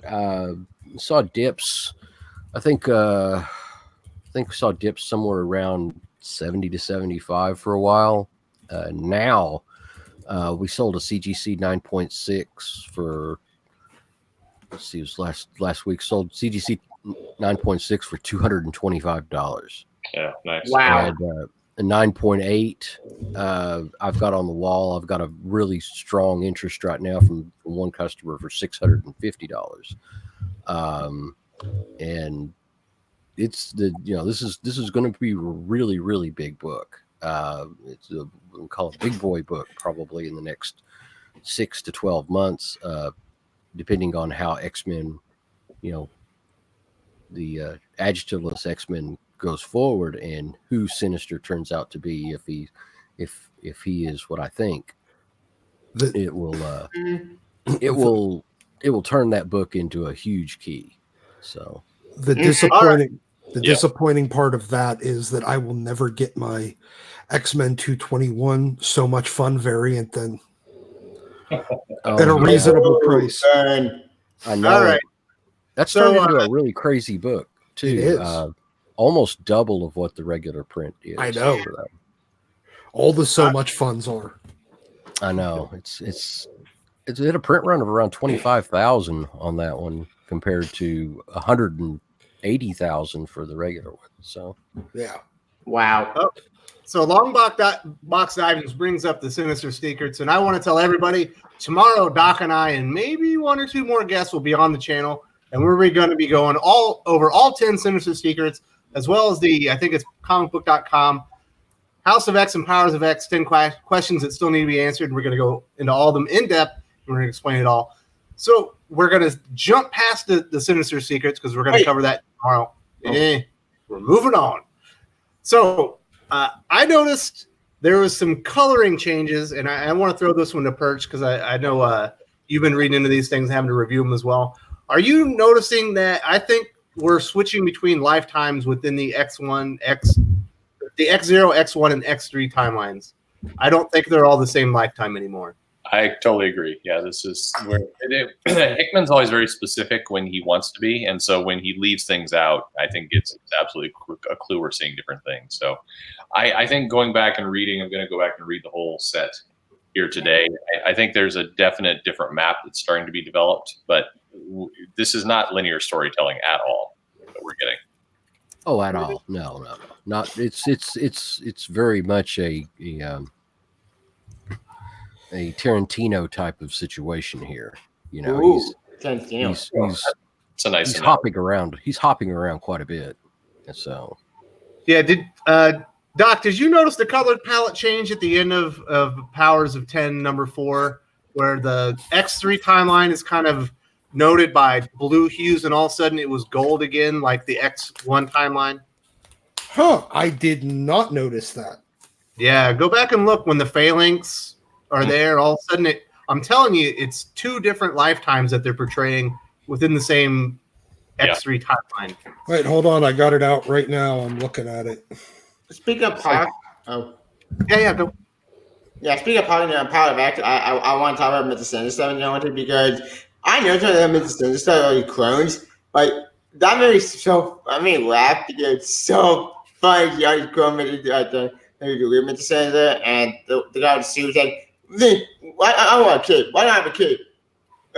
Because you never told me about a cape, and they killed that guy. That's funny. But then after it kind of shoots him in the head. Like, that made me laugh because I'm so unexpected. Because I'm not very intrigued with the sensor. It already chrome make it annihilated. Because if they do, then that's the insane. Also, if Miss Sensor does go away, then that will open the door to the room and make cleaning house fire. He said, okay, you know what, this is a bad idea. You guys are all idiots. So I'm going to kill you and do it my own way. Like, I want to make sure that I know different timeline stuff. I'm going to be different timeline stuff. The timeline I did that future was destroyed after Moy went back in time. But if that future still happened, the machine win, and the Baelish come out and they ascend this new machine empire, then is Terminator rules, like basically nothing you can do matters, Judgment Day is inevitable. So, question, how the hell is it to start the future if that future still happens? Because during House of X before, we saw all the X-Men die. I mean, holy shit, how the hell would it stop the machine if they keep losing? Yeah, I can't tell. I mean, so yeah, they're doing a bunch of interesting things. There's a weird reason why, if Moira, they got rid of the one timeline where Nimrod is successful and everything else, why they're still going back to that. There's a reason why they're going back to that. I do think that sixth life, somebody's coming in there. The sixth life, I think, is a big clue there. The fact that that's not identified, that there's nothing going on there.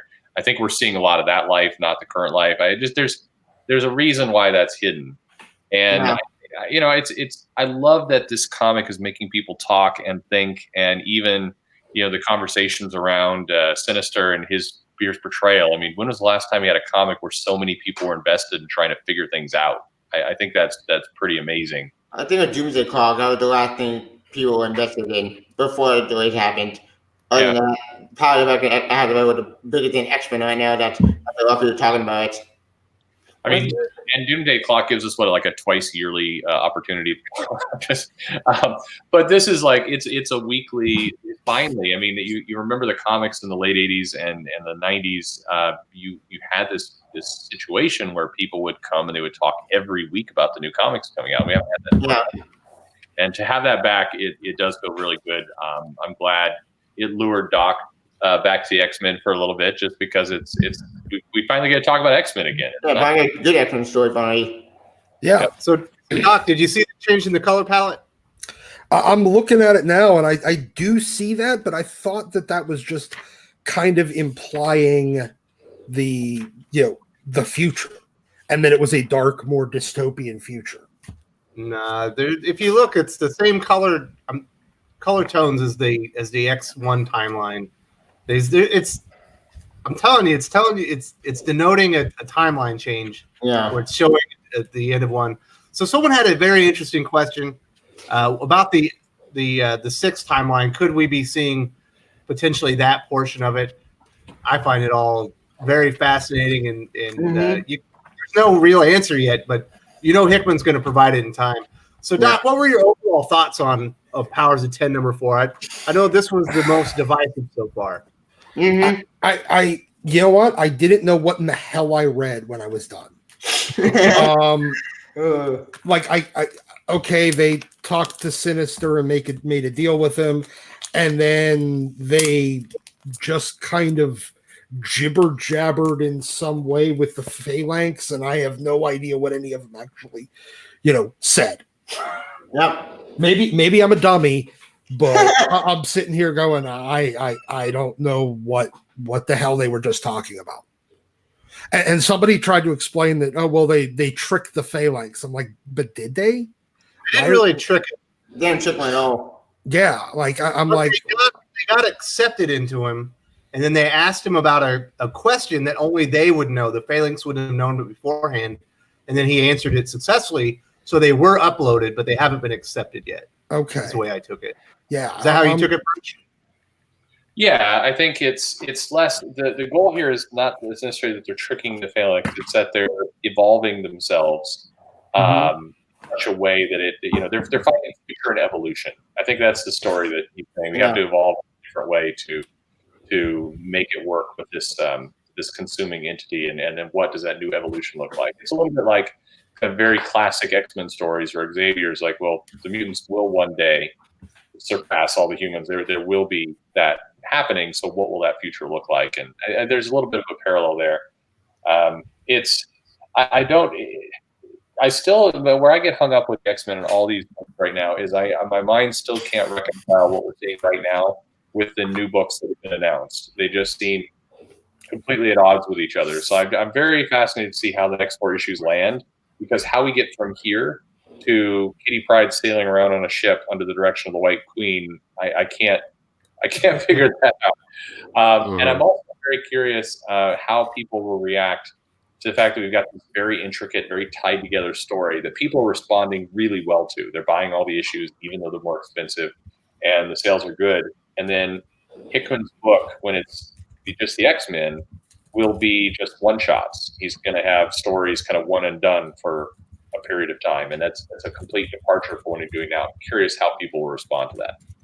Mm-hmm. Yeah, and my question about the whole timeline stuff, about the 6 timeline stuff. Some people feel like that this timeline is not the real timeline; it's a alternate timeline, which does kind of something. Time travel in itself always confused with the X-Men. X-Men time travel is a mess. DC time travel, well, that is kind of a mess right now until we just realize the thing on Superman books right now. Thanks, finish are making the time confusing right now. Hickman timeline would make a lot more sense, and I'm very intrigued with those 6 timeline stuff. If that is the real Secret Secret or are we living in an alternate timeline? And it's not the Secret Secret, a different timeline, but that didn't make sense. Actually, Carnage with a tie into Wolverine, who's in that book, but that should not be possible because he died in House of X. So I'm very intrigued when I have another part of in House of X, because there's multiple timelines that's very fascinating. And speaking of the part of X, what will Krakoa? We remember that the Krakoa stuff. That is very interesting. The Krakoa Island. I have a talk to Krakoa. Yeah, I think that's actually hinted at that Krakoa or the brother island that was thrown into the chasm by Apocalypse is, or I think it's Morocco, are going to go like insane and maybe take over the world. It's I cool. thought that was pretty cool. It was interesting to see that historical kind of mythology brought into play. It's also funny in some ways. Jason Aaron has really tried to stake out that territory in the Avengers with the Avengers BC and kind of that whole thing. Yeah. And in just a few panels in Hickman's book, he basically goes, there's a whole new history. The world's almost destroyed, and here's Apocalypse was there. I mean, just kind of, it's completely at odds with some of what Jason Aaron has done. But So Pele, I want to ask you. I noticed they're already soliciting the hardcover version of House of X, Powers of 10, Right. And it's for November, right? Mm-hmm. Yeah. Are people already putting their orders in there for that? Because I don't even buy hard copy or hardback books because I think they're too expensive. But I'm getting it. It's pricey. It's pricey, but I've had people come forward already saying that they want it. So there's a track record here for those hardcover limited, not omnibus, but just trade paper. Yeah, the 12-issue ones. Yeah, the big hardcovers like that. There's a really strong collector market for those, and I got a bunch of them. Yeah, and they go for big money after they go out of print. So yeah, I've had about a dozen people already come forward and to pre-order those, and I'm probably going to get about a dozen more before it's over with. And I think I don't consider buying those ever. And I was like, this is must buy for me. Yeah. Oh yeah, it's an inevitable, and it's going to be a hot commodity for many years to come. You're probably going to see a doubling, tripling of value within the next 5 to 6 years of them. So because they're going to be very collectible, they're going to be very sought after. So I think it's a smart buy. I'm buying them. I'm definitely getting them. So yeah, I've got a lot of advanced interest for that as well. It's that thing's going to sell well. I mean, this run is going to go down as one of the most powerful X-Men runs that's come out. About some time too, because we had a lot of bad X-Men ones. We had X-Men Gold. Yeah, I don't think X-Men Blue. I've already had people talk about Claremont 2.0, and that's really strong language. But he definitely plays reference to Claremont with a lot of what he's doing. Yeah, it does. Indeed. What's funny is as long as Claremont wrote and is as much content as Claremont added to the Marvel universe and revitalizing the X-Men, there's a lot of threads that were not fully tied up after his run. Oh God, yes, and so many. Of them is part of McTaggart, right? The Legacy virus. So all those threads, that and I've already see a lot of that already starting to be tied up by Hickman on this run. So they could be right. It could be a Claremont 2.0 and see a whole new age of X-Men, and I love it. I cannot wait to read it. I've heard, and that's the way everybody else is looking at it too, from what I can tell. Yeah, no, that's exactly the feeling I get. I've heard that one of the reasons, or I don't know if it's speculation or truth, but one of the reasons why Hickman's going to be doing one-shots in the X-Men for a while is they're specifically going to go back and try and tie up or resolve some of these dozens of threads out there in the past. And that's going to be really rewarding to a long-time reader. Well, I feel like Hickman stumbled across, there were, back on the old CBR boards, there were two, before they rebooted their boards, because they rebooted their boards about, I don't know, 8 years ago, 5 years ago, something like that. And there were two threads on there. There was one, and then it got too big, so they made a second, that were Claremont abandoned plot threads. And there was just a list of them that went forever. And I feel like he went down that rabbit hole and was like, "Ooh, I want to address all of these." All right, Doc. I gotta ask, how many did you contribute to that list? 0. Oh, come on. I found it many years later. I never really got into dealing with a lot of. I was never big on message boards. I was more interested in reading what other people thought. I never felt like contributing. I remember those. I remember those threads. And I remember the discussions in them. But I wasn't a huge X-Men fan at the time. It was more like a curiosity for me, and I read the main storyline, but I didn't really get into the lore to that degree. But now that I go back and I look at it, and I see the intricacies involved with what Claremont was pitching, what he was trying to get at, but even in 10 years, he didn't have the time to do it. So. It's amazing how Claremont was always setting himself up for his next books, and he might not hit it back up for like 30 or 40 issues. Yeah. And you guys, you have all these writers that are decompressing everything. Like one story that should take 2 comic books is now 8 issues. And can you imagine? Can you imagine Claremont doing decompression? His run would have lasted for 50 years. Yeah. Ooh, that would have been awesome. I'm seeing a lot of issues in the early 200s and the late in the 190s, going for stupid amounts of money, and people, a huge amount of interest. First appearance of Nimrod, the Trial of Magneto, 199 first appearance of Rachel Summers as a Phoenix, and then you've got the 221, of course, 212, 213. And all of the, I can't keep them in stock. I go on eBay and try to get them as fast as I can so I can stock them in the store.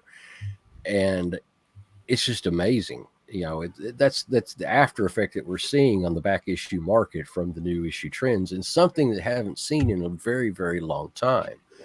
And it's wonderful. It's absolutely wonderful that it's revitalizing that Claremont run. For the record, these are the ones that I recommended the last 2 weeks. Oh yeah, absolutely. Well, I mean, it's where it was heading. And X-Men 94. If you don't have your copy of it by now, you're screwed. Yeah, you are screwed. It's doubled in value in the last 2 months, and it's going to keep going. 2 months ago. And I was telling people 6 months ago, I said, you need to buy this. You need to buy this because it's going. Giant Size X-Men has always been a big hit, but it's always been the crown jewel of an X-Men collector's wall.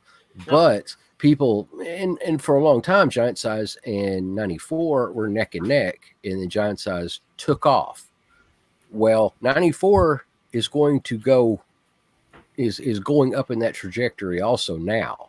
So, and we're going to see more of a parity between those 2 issues in the future. And if you haven't gotten on board with it yet, you need to hurry because it's going to be priced out of people's reach very soon. It's, somebody, if not already. Somebody's complaining I was praising the run, and I got, why are you so up in, Hickman's butt, or why are you, all over this? And this, what we're talking about right here is why. I mean, even ignoring the run, even if you don't like the run, it's bringing people into shops. It's getting back issues sold. It's getting interest in future stuff. I mean, this is precisely what comics is supposed to be. It's why shops are really happy with Hickman right now, because he is moving books. And so, I mean, it's pretty obvious. Again, and this is how all the runs should be, whether you like Justice League or Avengers or Batman or any of this stuff. If it's bringing people in and talking about it, and it's selling Halo books around it, I mean, Tom King was nice in that Tom King for the Batman run. I mean, it was selling okay, it's all the rest, but it wasn't moving other Batman books. No, it wasn't moving back issue books. And this run with Hickman has people buying back issues, searching things out, looking for anything that it's touching. This murder mystery that's going to happen in the end of the year is going to be sold largely on the fact that Hickman and Cates are in it. And, Yeah. it's a good thing. I mean, I'm not, he's not invincible. He's done crazy things. He's done bad things. Absolutely. But it's nice to see this come back to the shop. One thing that's been interesting is, of course, people realize now that if you read Hickman's work from his earliest work at Marvel all the way to today, there is an unbroken thread of storyline, and you can follow it all the way through. And I'm pretty sure, and we're going to see the Powers of X, House of X, X-Men. We're going to see that thread continue, and all that, start to, it'll start to tie in, and people will go back and start buying all of his runs of Fantastic Four, Avengers, and so on. So, What's up, if you aren't, then you need to get on board with it, because it's going to be changing. All those older issues are going to contribute to what's going on now. And you get a better understanding of what's going on now. Oh, wait, well, Secret War. Will people buy Secret War again? Because that was going to be the biggest epic event to see them all time. You made to be a time reboot, and that didn't happen. Will people buy Secret War again because Hickman? Well, Secret Wars has always been a strong seller. I mean, Secret Wars back issues have always been powerful. 1 through 12, we sell it as a set for $400, and a high grade set of it's $400. $400. And you've got, yeah. I mean, you've got. That's a 9.6 slab set for $400. I think that's pretty reasonable. What? I have the same. It's always been a strong book. The collections, they could do more with that. I'm hoping that throughout this, somebody at Marvel realizes that now is the time to put out some more omnibuses of Claremont stuff. I mean, this run between kind of 175 and 230 or so, that's not perfect, but somewhere in that range. That's got a lot of interest. It's got people wanting to dive in. I think a lot of his new run is going to deal with some of the things in that era. So, I think I wish they'd put out more collections now. Now's the time. Mm-hmm. It is. So, Perch, do you think that this is going to affect change? It's not going to be next week. You have to schedule these things out. Are Marvel going to put more of an emphasis on the quality and more epic level storytelling rather than this decompressed kind of crap with bottom tier, extremely cheap talent? Yeah, I do. I think that, if there's one thing you can say about Marvel, when they get success in something, they then copy and drive it into the ground. So, yeah, unfortunately. Yeah, it's always been the case. I think that, you're seeing at least some recognition. It was very interesting to see Sarah Amanat and some of the others just expressing complete shock that Hickman's run is doing as well as it is. And if the sales numbers do come in so powerful and so strong, they're absolutely going to get more writers, more people who are more related to our major. That's what's going to happen. You will see more of that. So I think we're on the path to at least. We'll see where it goes. I think Garth Ennis coming back and doing books that really fit him is a very good sign, and let's see them continue that trend. Yeah, I think it's. I've never seen anything this exciting. People are genuinely, they want to talk about X-Men constantly. I have people. I live in the Philippines. For people who don't know that, comic books is an expensive hobby to have here. It's a luxury, and I have some of my Pinoy readers or subscribers, and they tell me in the comments, my buddy stopped reading comic books 4 years ago.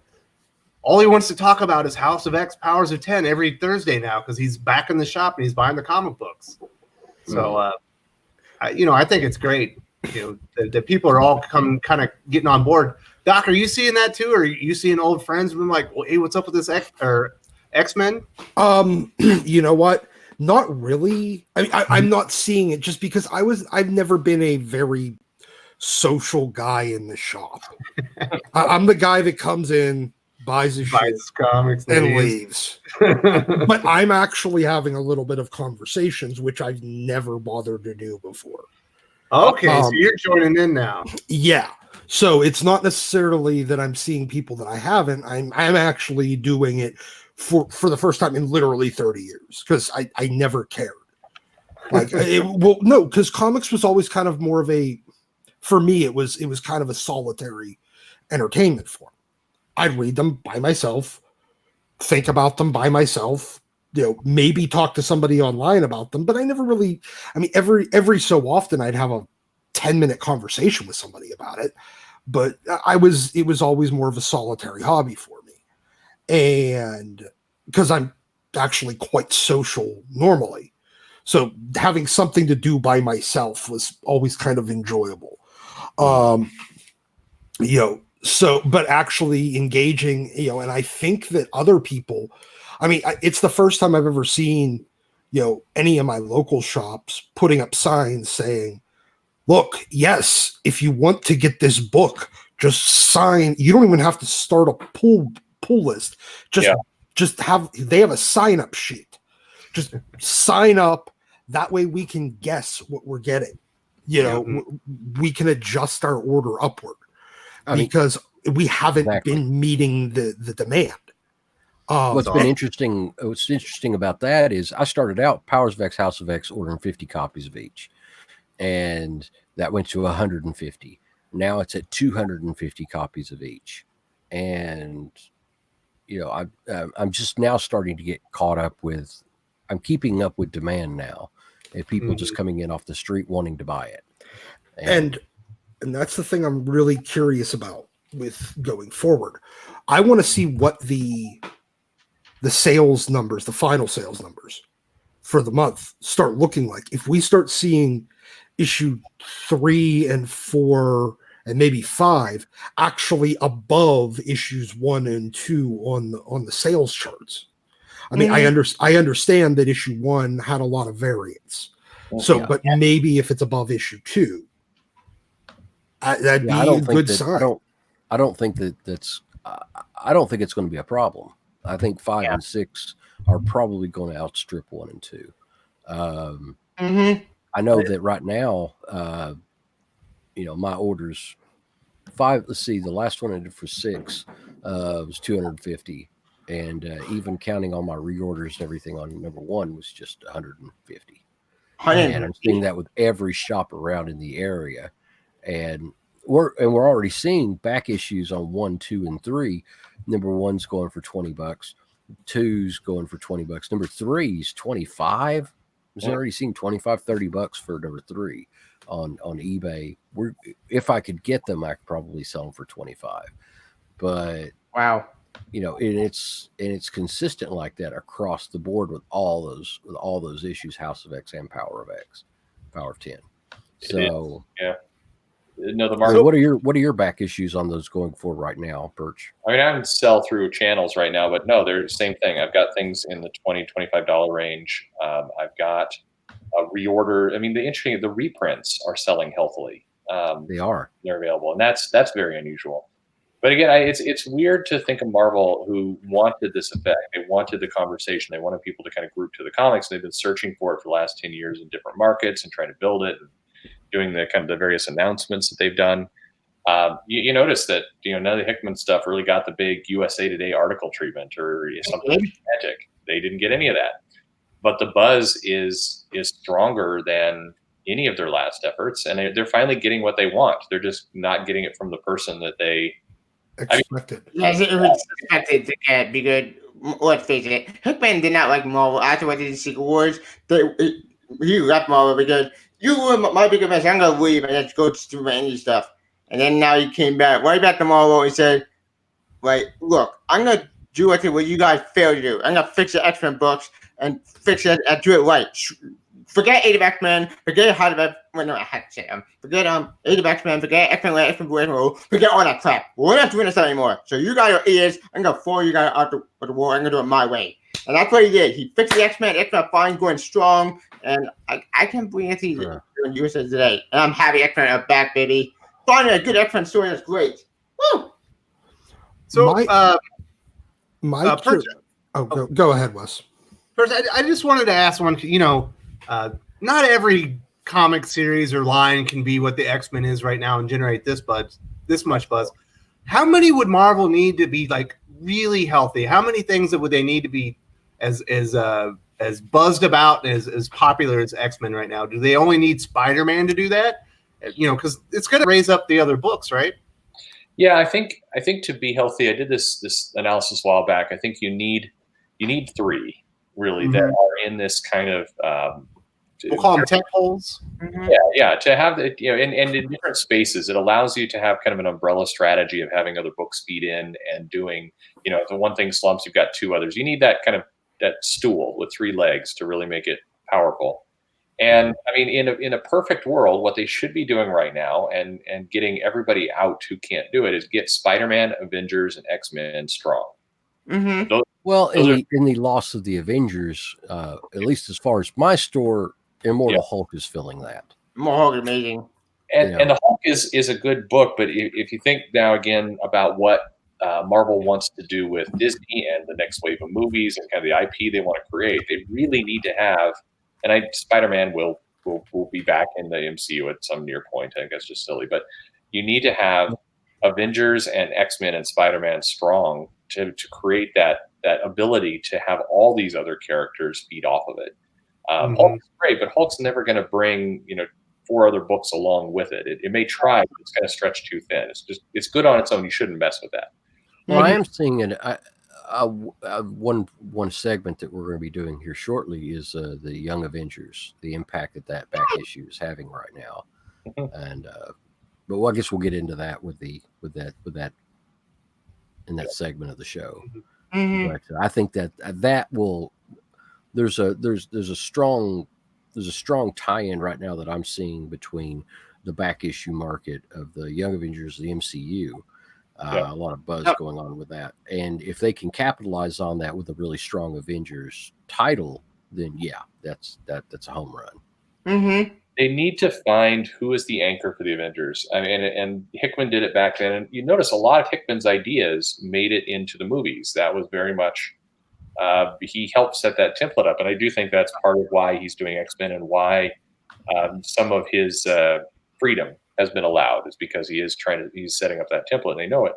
But they need a good person to come on and really spearhead the Avengers. And I do not know who that person is. Like in the industry today, who's the person that can come in and take the Avengers and do a 3 to 4 year run that's going to have this effect?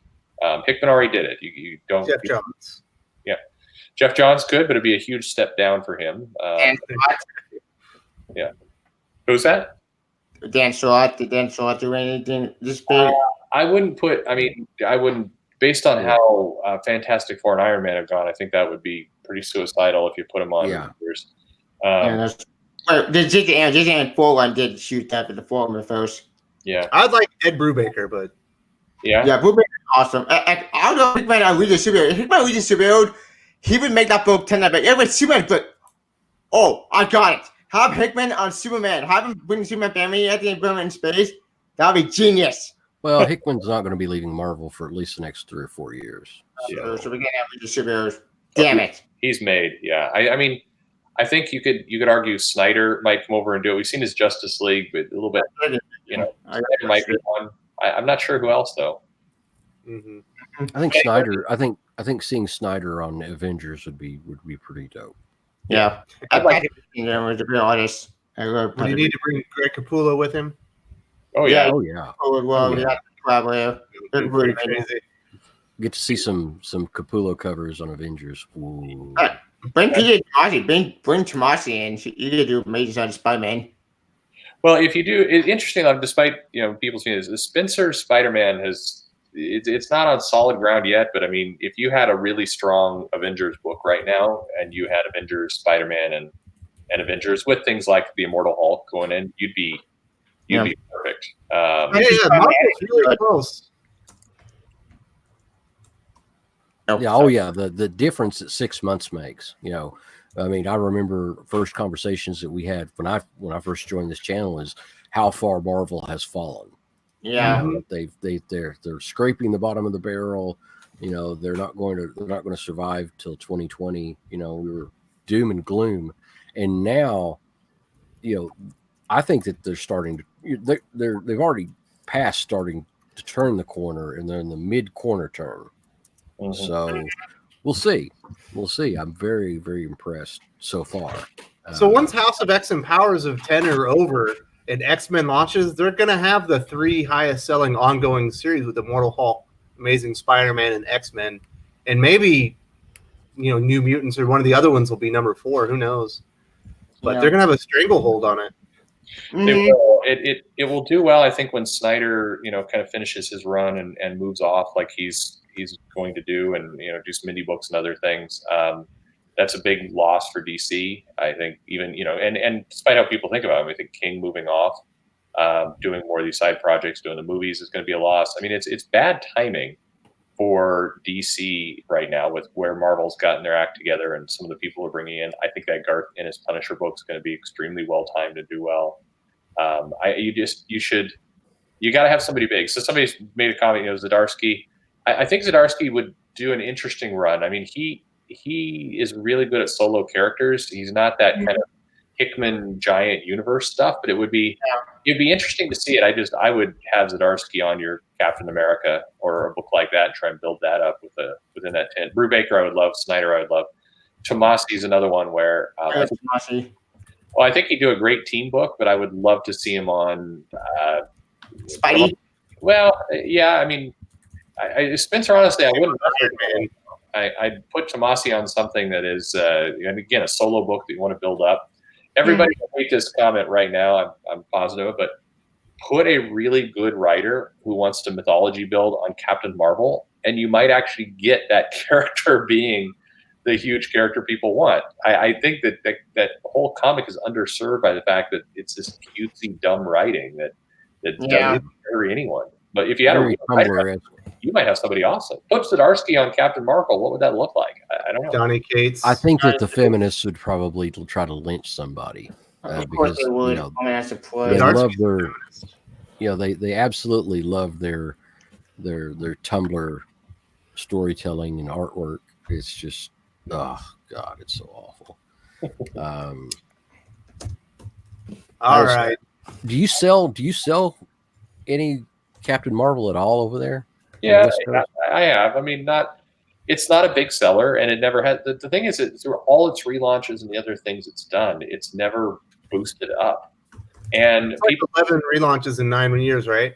Yeah, and it always hits about the same place. And what's funny, and I think it's the dynamic a lot of channels miss. I think yours does a great job of it there, Wes. But I mean, it's the people who are coming in. If you say Captain Marvel is built for a certain audience, or it's built for a different group of comic fans, they're not buying that comic. They're still not connecting with it. So radically change the comic if you have to. Either go for the fans that are here that are buying, or create some completely new and different property. I mean, make more Funkos. I mean, just whatever it happens to be, but just it's not landing with that group. Sorry, go ahead. I see it. Wait, what about Ms. Marvel? Kamala Khan. She at the it used to sell. I mean, it used to sell well when the comic came out and it first started. It was a decent. I mean, it's not a home run 100,000 copy seller, but they all shouldn't be. It was just a solid book. It had people who came in and bought. Yeah, and that was one of the casualties of Secret Wars, and then the relaunch. That book went off the rails when they relaunched it, and people. And maybe actually, and then I'll shut up. I'm sorry, I'm giving a long monologue here, but it is maybe a clue if you're going after this new audience that is not the traditional comic book fans. Maybe they are coming to comics because a lot of new people came from Ms. Marvel, but then don't relaunch it, because the second you relaunched it, they all left. And so maybe that's a clue for that audience, is if you're going to attract that audience, you're going to do these things, you have to commit to a longer run, market in a different way. Because comic fans who have been following along for 20, 30 years, they will be pissed, but they will deal with the relaunches because it's a fact of life. One of the questions that I get from customers that come in is they'll see something like Miss Marvel or Captain Marvel, and they're looking at me and they're like, "Is this woke?" And wait, yeah. Well, no, pushed aside. No. But Pele Perch was about to make a really good point on the difference between old comic readers and new. And I think the point you were about to make was that new old comic readers, they kind of deal with relaunches. Yeah. New comic readers, they don't know what this is. They just think, oh, well, that thing that I liked is over, so I'm going to leave now. Exactly. Yeah. They don't have that foundation to know that they can go off and get another comic. It's not how, and maybe this, but I think in my perspective with all these comics, I don't want to get rid of them. I want them all to sell. And this is, there's a guy, one of the big YouTubers got super pissed and did a video about me being a mushy guy, but I want all these things to sell. That is the goal. So, I mean, if there's a way to kind of market Iceman with Cena Grace, where it's going to sell 100,000 copies, happy day. I'm going to drink tequila and support that all day long. But that is, I think there's a big clue that the publishers haven't quite figured out, that they want this new market. Great, go for it.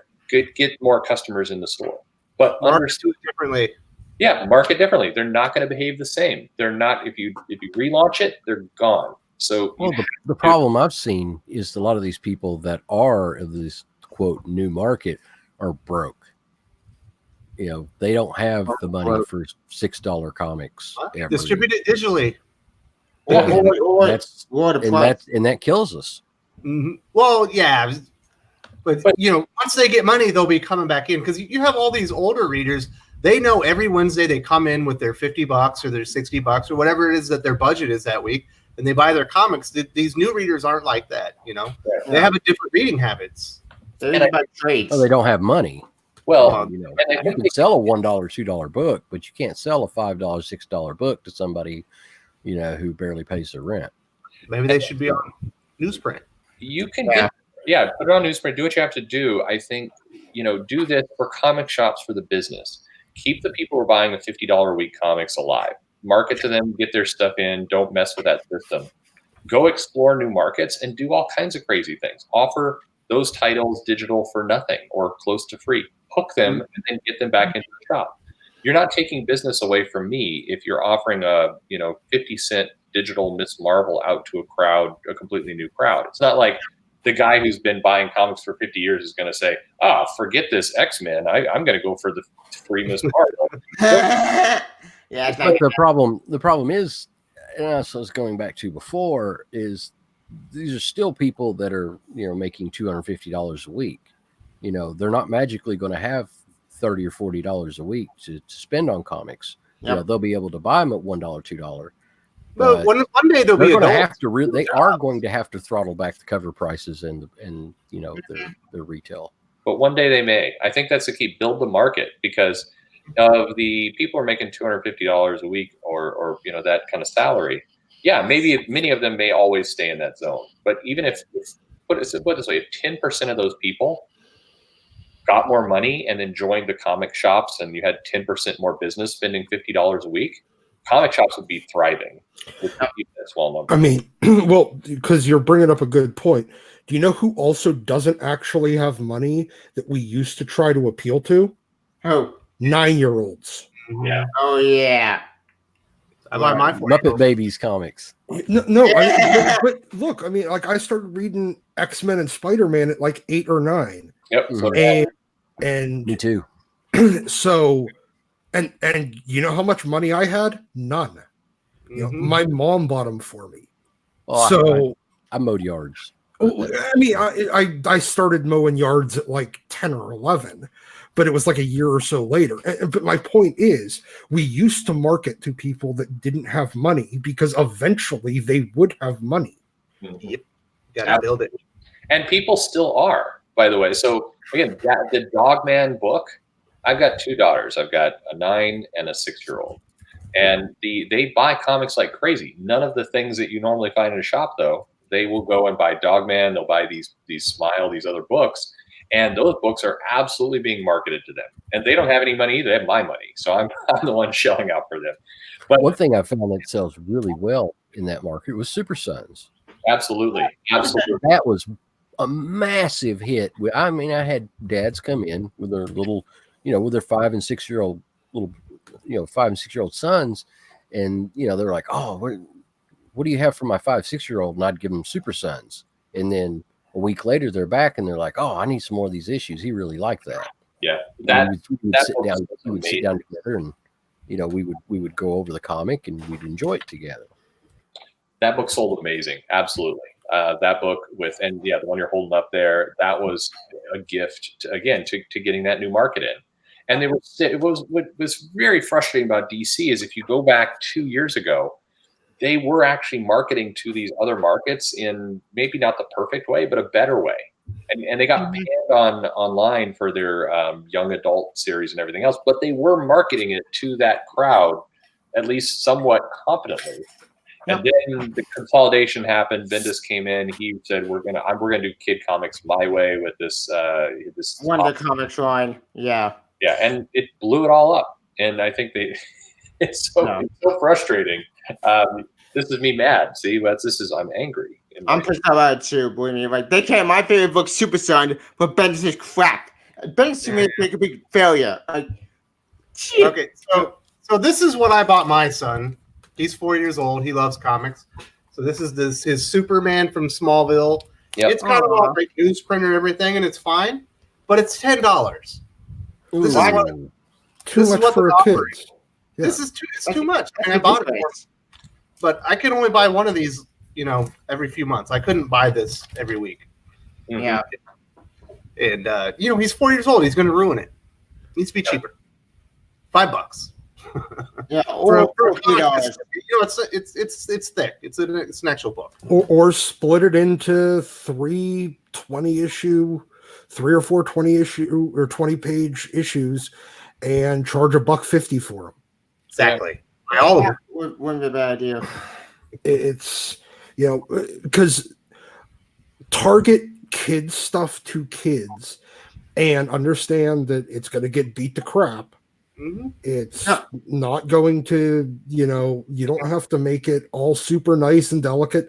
I mean, can you imagine a 9-year-old today going and buying a Marvel comic where all of the ink comes off on your fingers just from reading it, just from opening it, off a spinner rack in 1988? Yeah. Obviously my kids get their hands on a lot of comics, but it is, and I've the training of what's going to go on there has been pretty extreme, but it is, even the kids are gravitating toward older newsprint, things like Super Sons. There's a heavy interest. My kids love comics, and yet the comics they love are absolutely not the ones that get pitched, and they're not the ones that, DC's kid pop-up, which may be dead at this point, I don't know, but that attracted nobody. Mm-hmm. Yeah, it wasn't very good. All right, so we do have one last topic. You guys want to cover that one, or do we want to stay here? Yeah, let's go for it. All right, let's cover the last topic. IDW Publishing lost another $1.2 million last quarter. What do you think, Doc? Is IDW in trouble? They're losing money every single quarter. It's not just publishing; it's media as well. Yeah, didn't they lose like a total of $9 million in this quarter, and like 1.2 of it was from publishing? They are a tire fire. And they keep expecting that the Winona Earp TV show is going to drag them back out of it, or Lock and Key is going to drag them back out of this. It's all loss leaders. Eventually it's going to pick up. Eventually it's going to reverse course. No, they are a complete and total tire fire, and it's not going to get better. They're going to keep. I mean, hey, maybe they can keep finding idiots to finance them and to throw, buy percentage of it. But they can't borrow money. That's their biggest problem. So they're not getting good deals. Well, they're finding investors. Yeah. And maybe they'll keep finding, investors that'll buy in, but I don't see, eventually one of them is going to actually look at the last few quarters returns and say, well, I'm not supporting this. I'm not funding this. There's no way. This is a giant losing proposition. So yeah, they are, And they're the ones that, Marvel and DC, if Disney or AT&T shuts down their publishing division, that's who they're expecting to buy the license. Good luck. No, I agree completely. IDW's on death march. I mean, it is they're running out of investors, and we're arguably we're probably heading into a recession here. The money is drying up. It's not. And the bubble. Unfortunately, the bubble of hey, just buy any comic property and publisher and throw it out, and money can be made. I mean, Valiant's going through the same kind of weird process, and a lot of people over the next, I would say, 3 years are just going to disappear and vanish. And I think you hit upon something really smart. Is IDW is, I think, counting somewhere that they're going to grow their Marvel license. The Marvel will publish less and they'll publish more. I think that's been something they've been telling investors in their pitch. And I think the opposite is going to happen. I think Disney is going to start to rely on Disney Publishing and some other just non-traditional entities because they are not happy with Diamond system and the inability to get into the Walmarts and the Targets and all the rest. So they're just going to go that way. And IDW's not going to get more out of that license. I'd be shocked if they last another 2 years. Mm-hmm. Both, brother. What's up, Tevye? About IDW, I don't know. I know IDW had Transformers. Well, I think they usually have Transformers. I know they had Ghostbusters. I know they had TMNT. They still have some property they have left they can still use. So, but if there was not much money last quarter, then that's not good because I want to lose all the IPs. Do they have any original IPs in their warehouse or they're all licensed IPs? Lock and Key and Winona Earp. Yeah. The only thing they have that's worth money is licensed. So that's not good. That's very bad. Everything hindsight, yeah. Like I'm no economic expert, but I only know economics with basic economics. But if there was this money and the company is going very, very downhill, I didn't know way to fix this mess. To get new talent, new IPs, and we'll get a bigger not company, not corporate. No, forget corporate. Get a big guy to help you out to help your company get back right up to the top, not to the top. But save the company before it goes to bankruptcy. Kind of what Marvel did when they went bankrupt. The challenge that IDW is going to have is their original properties, the stuff they actually own, is they don't have much. And so if they're going to do a fire sale, if you're going to bring in a new investor, you're going to have to sell it on the fact that you've got intrinsic IP that's yours. If all you're selling is I've got these license deals, and even worse, I've got these license deals with, one of them is a mega corporation that could crush me with lawyers at any second. Yeah, which scared me. And then, you got a bunch of others that kind of relate to Hasbro and things, but, you really haven't proven over the last 5 years of being able to turn them into anything really significant. Yeah, I think they're screwed. I think that's why they've desperately been trying to build up some IP because they know this moment is coming. But any new investor that's going to come in is either going to cram them down to a terrible deal or. Absolutely. Yeah, and that just sucks because I really want to bring out the publisher beside Image. Because Image is good, don't get me wrong, but IDW also helps a lot of licensing. Image is a completely different beast. It's all, it's not even the same business model. But so IDW went out and hired a marketing firm to gauge the interest on the market of whether they should piece it up and sell it or look for new investors. Perch, did you ever hear anything coming out of that? Well, I heard kind of what I said. It was just like you don't have much IP. The value in this company is all in your licenses, and those are just contracts. So when that happens, typically companies are valued. Sorry, I'll try and do this very quickly, but when companies are valued in this way, you get either a 1x return on investment or 10x return on investment based on kind of the value of the IP or the returning revenue that's going to come out of it. And license deals like they've got are basically 1x return on revenue. So the company is valued on their revenue. And sorry, my ISP took a dump. No worries, but it's a bad situation for them. Unfortunately, it's hard to crawl out. And again, I hope it doesn't happen. But if economic conditions do kind of tumble over the next year, that's not going to help anything. Yeah. So one of the things I think is interesting, I've kind of been waiting for Dark Horse to ascend up into that number 4 spot because I I like the way that they do it. They do licensing, but they get some of the best creative teams like outside of the big two, and they have them create their own property kind of stuff where they can get a part of the pie later. And I think it's a much smarter deal. What do you think about that? Yeah, I think Dark Horse has a decent future in front of them if they can keep this up. I think there has to be a number 4 and probably a number 5. I mentioned that on a video a while back. There has to be more companies that come out here and consolidate some of this stuff. When you enter into this kind of economic condition and where comics are at, kind of the difficulties in getting things out and through, you'll see kind of less, not more. So you should see some grouping and some consolidation.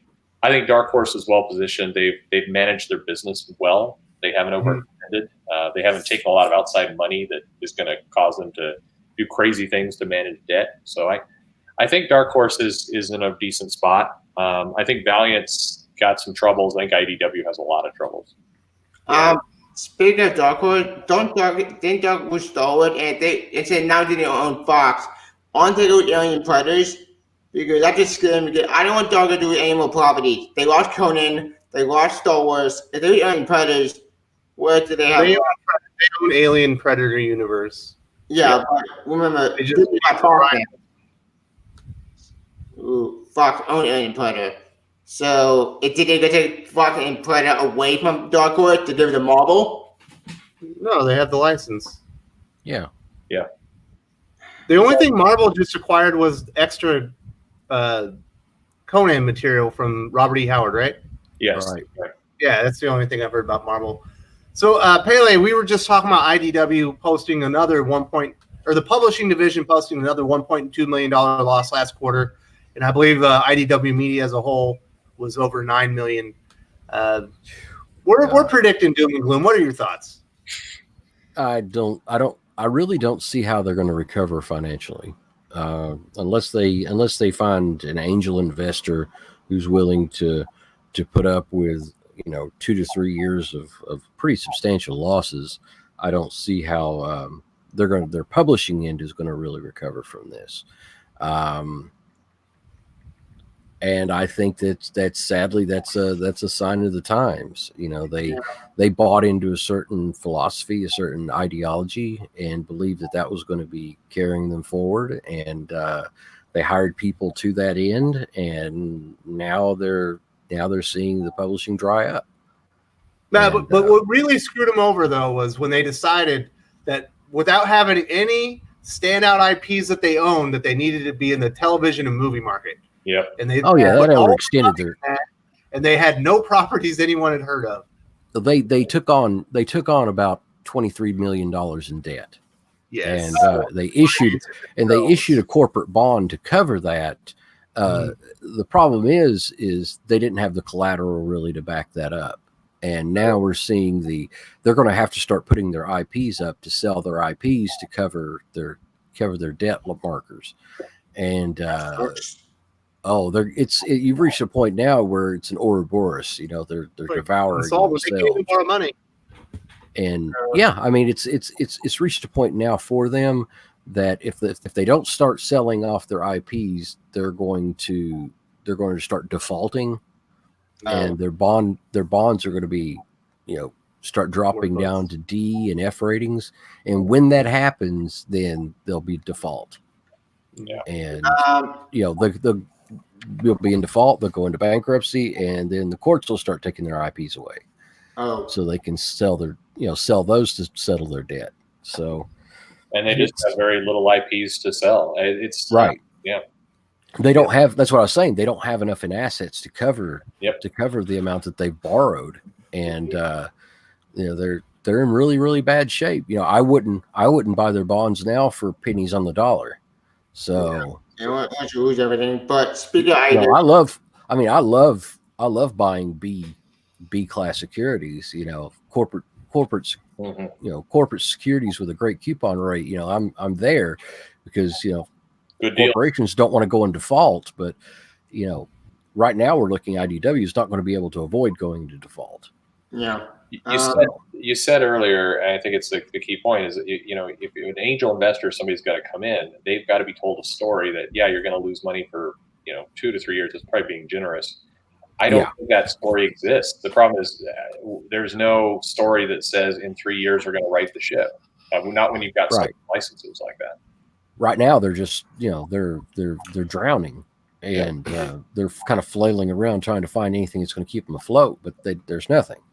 I don't think that IDW's. I don't think there'll be an IDW in the current incarnation in the by the end of 2020. And all right, so to play on that perch, I'm going to give you the last word. Do you think IDW will be pieced off and sold off in parts, or do you think it will just dissolve and not and the properties won't even exist anymore?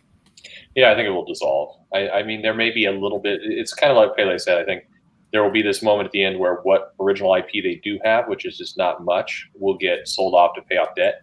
The licenses will go into default, and they'll go back to the holders, and they'll get sold off to Dark Horse or somebody. Yeah, I would actually kind of imagine AT&T may make a play to boost up their. They've got to get properties into their streaming service. So the Hasbro properties and a lot of those are probably a good place to go. Although that's Nickelodeon. Yeah. Well, they own Nickelodeon and they own actually Mega Man. I know Mega Man actually is IDW Publishing right now. They have TMNT. That's IDW Publishing now. All right, so that was the last word. We got to move on to Pele's so we can wrap this up. He had something to talk about. What was your retailer PSA this week, Pele? It's about Young Avengers. We talked about this earlier. I kind of look for new wall books that are really going to be hot in the future that I kind of pull people towards. And Young Avengers #1, we saw the first appearance of Wiccan, so Kate Bishop, the first appearance of them all as a team, Hulkling also. But that's going to be an IP that the MCU is going to be using extensively in the future, probably going into Phase 5 and 6. Beginning with Phase 4, you're going to see the introduction to Kate Bishop. We've already seen her. We already saw her in the Phase 3. This is going to be huge. It was a pretty big, pretty well published book. I think it had about 85,000 copies when Young Avengers 1 came out. But when you compare that to a Giant Size X-Men, which Giant Size X-Men sold over 250,000 copies when it came out, and it's an $8,000 book now in New Net. What? It's going to be a situation where when Young Avengers, when it comes out in the MCU, there's not going to be enough copies of this to go around for people that are fans of the MCU, and you're going to see an expansion. I mean, we're already seeing $100 to $150 a copy for, upper mid range, maybe 9.0s, 9.2, the lower high grades, around there. Seeing 9.8s now going for $500, $600. I think a 9.9, sold recently for $2,500. It's going to be, in my opinion, the next $500,000 book within the next 2 years. Wow. And I don't see anything but an upward trajectory for this particular comic. Totally agree with you. Yeah. You need to get on this book. If you care anything, a lot of people don't care about Phase 4. That's fine. I'm not really interested in it myself. But what I am interested in is where the back issue market is going. And that run of a Young Avengers from 1 to about 15, 10. No, it was only 12 issues. Or I'm sorry, I mean 12 issues, and then the that 12 issue run is going to be really hot. For some reason I thought it was a 15 issue run. I think it was a 15 issue one because there's a new Young Avengers that had like America on it. Here it is. Yeah, we're not talking about the Kieran Gillen one. Yeah. I know that there's a lot of controversial stuff, but I'm just saying, aside from that, if you're looking for an investable book, yes, going into the early 2020s, this is going to be the book to buy. Like, I love the Young Avengers. It's such a great team. Cassie Stature, Kate Bishop, the Kid Vision, I forget his name. Iron Lad. Iron Lad. Yeah. Well, I'm glad he went back to the future to become King and Conqueror, but then he rebuilt Vision again to kind of be like him, kind of. Okay. Did a weird thing. Yeah, I get this run. I can't. I mean, Pele is 100% right. This run is strong. It's going to go up in value, and even like if you can get your hands on the card cover that they published several years ago. That hardcover. You're going to be. Oh, yeah. What are you seeing as far as the increase in demand for this issue? No, I don't have it. I mean, there's definite demand. There's way more demand than supply, and it is. It's doing very strong. I hate always recommending people go in this direction, but I'm going to go check it out. That if you go to a place like Barnes and Noble, they still have that hardcover there, just sitting on the shelf at cover. That's great. I know. Isn't that crazy? It is, and I mean, you could turn that around and flip it immediately. But this is absolutely a book. Paley couldn't be more on the money. I think this is the Paley's lock of the week. Yeah, it is. I mean, if you look at, I can literally go on eBay right now, buy a copy for $90, send it off, get it graded, come back as a 9.2 and put a $200 price tag on it and sell it. I mean, you talk about comics arbitrage right now. Is a huge arbitrage market right now, selling from through market, from online to local sales. And I think that, like I said before, you're looking at a $500 book in near mint in the next 3 to 4 years. So people that own the book already, should they be looking to flip it now or no. hold on? No. Oh, for dear life. Get it graded, get it protected. Yeah, get it graded, get it protected. There's not a huge number of them out there. Get a second copy, get a third copy. Put them away. I know a lot of people are like, oh God, this comic's going to put me through college. No, but it could be a good down payment on a car. In the next 5 years. It could get the comic, and then please, whatever you do, there's a lot. I see people go, oh, I'm going to rip this comic up, or I hate this comic because it's gay teens and social justice. Just oh my God, make money, you idiots! Just make money. Yeah. I mean, it's run it, keep it. Yeah, nobody. I mean, I don't like social justice anymore than the next guy, but you still got to look at you still got to look at the fact these are the first appearances of these characters going forward in a large industry like Marvel Cinematic Universe, and they're going to have an impact. So it's dollars and cents at that point. Yeah. I'll also money. Oh, sorry. I go ahead. Yeah. No, go ahead, Perch. Oh no, I just say I'll also throw out there. That first run, it's a good read. It's not. It's that 1 through 12 that special. It's a solid book. It's good stuff. Heinberg's a good writer. I think it's good, and you'll make money too. So yeah, get it. If you like to collect controversial books too, that issue number 12, it's some man-on-man action that pissed a lot of people off. And a lot of people thought that. I like that woman. It was sweet. It was cute, but it made sense. Like, people are so hypersensitive. They're not funny. That's a pick on the digital world, right? These people end up kissing. I don't like them. I'm stupid. Because okay. All right. All right. So that'll be. That's going to wrap up the show for the most part. Listen, if you're new to the channel and you haven't subbed, please sub. If you haven't watched my very first episode of Geekspan with my friend Skip and Tosh, it's on the channel. It's live right now. I hope you could give it a shot. And if you have some feedback, please give it to me. And look for the next issue of Outside the Bleed tomorrow for Powers of 10 number 4. It was delayed, but it's all good now. And we finally got it ready. Now it's time for everybody's comic book recommendations. Debbie, what are you recommending this week? I'm recommending Doomsday Clock that came out. I think that came out last week or this week. I forget. How to Back obviously a part of a good meeting. Made Spider-Man 29 because I didn't have one with Pure Mary Jane, which sitting at the thing that I went found the years. Maybe I'm at the marriage finally, and Marvel might make the married people Mary Jane. Fingers crossed. I got time. And after DC, Deathstroke is still good because it's a couple priest. Justice Degree, I immediately recommend it. It's awesome. Go read that book.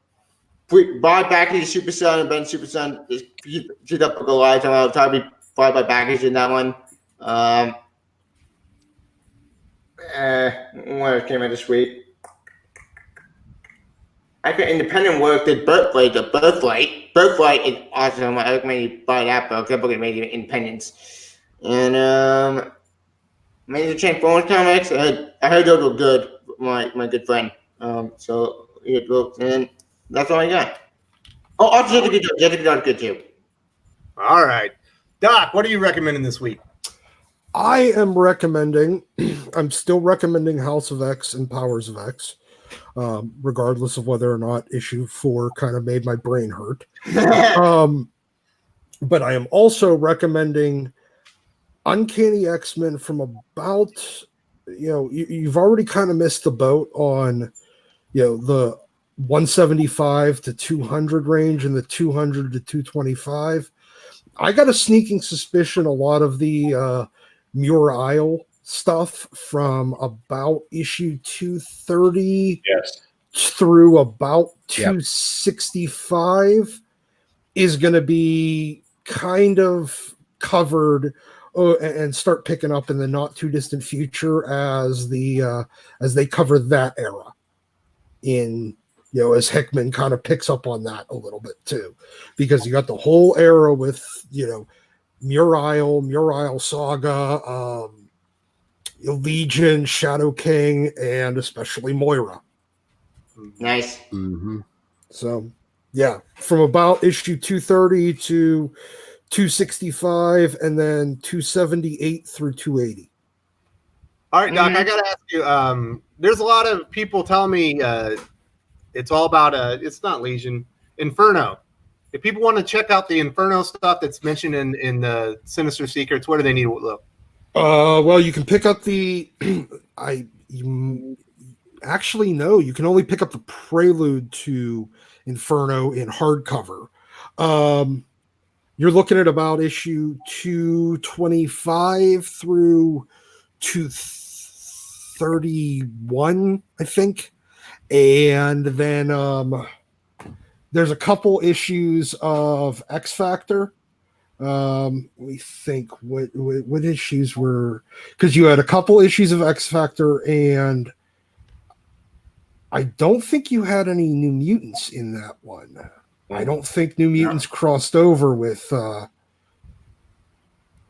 because you were probably around issue wait, hold on, I'm looking at it right now. Issue. No, that's Judgment War. Judgment War. What's that? It was another X Factor event back then. All right, we'll come back to you. Come back to me on that, and I will have the X Factor issues. Awesome. Also, if you're watching the channel right now and you want to give your recommendations, put them in the chats and I'll throw them up on the screen and we'll talk about it. Perch, what are your recommendations this week? So coming out, I think, a lot of attention. It's going to be a big week for Marvel. You've got Absolute Carnage 3. You've got the new Spider-Man book by Abrams. That's out this week. You have House of X, and this is a big issue of House of X. The last time they colored it red. We got Moira reveal, so we're going to get a big one. So I think this next issue is going to be a pretty big one. I am predicting it's a big Sinister turn, but we'll see. I can't wait. It's going to be awesome. Yeah, this House of X number 5 is going to be a monster. Yeah, it's going to be huge. It was be epic. Hey, it was X Factor 36 through 39. Yeah. And then that's Madeline Pryor. Yeah, it had Maddie. Yeah, Maddie, Jean, the X-Men, X Factor, because it was the first meeting again between a lot of the original 5 X-Men and the Outback team, because remember the original 5 X-Men went public again as X Factor right when the X-Men, like the Outback team, quote unquote died Right. in Dallas. And it's Uncanny X-Men start at 239 and go up through 243. Yeah. Nice. I think so. Yeah, definitely that run I think is important. Over on DC, you've got Flash Forward #1, which may be the repair of Wally West. So maybe we'll see that. But I mean, Marvel's going to kill it. You do have some other books. You have Justice League's okay, but Justice League awesome. You're going to see a lot with Marvel's going to dominate this week. You've just got so many things going on. So. Yeah. They're going to dominate actually through December. I've already looked at the solicitations. It's not even going to be competitive. Wait, what's going on in December Marvel? No, it's just they've got to run.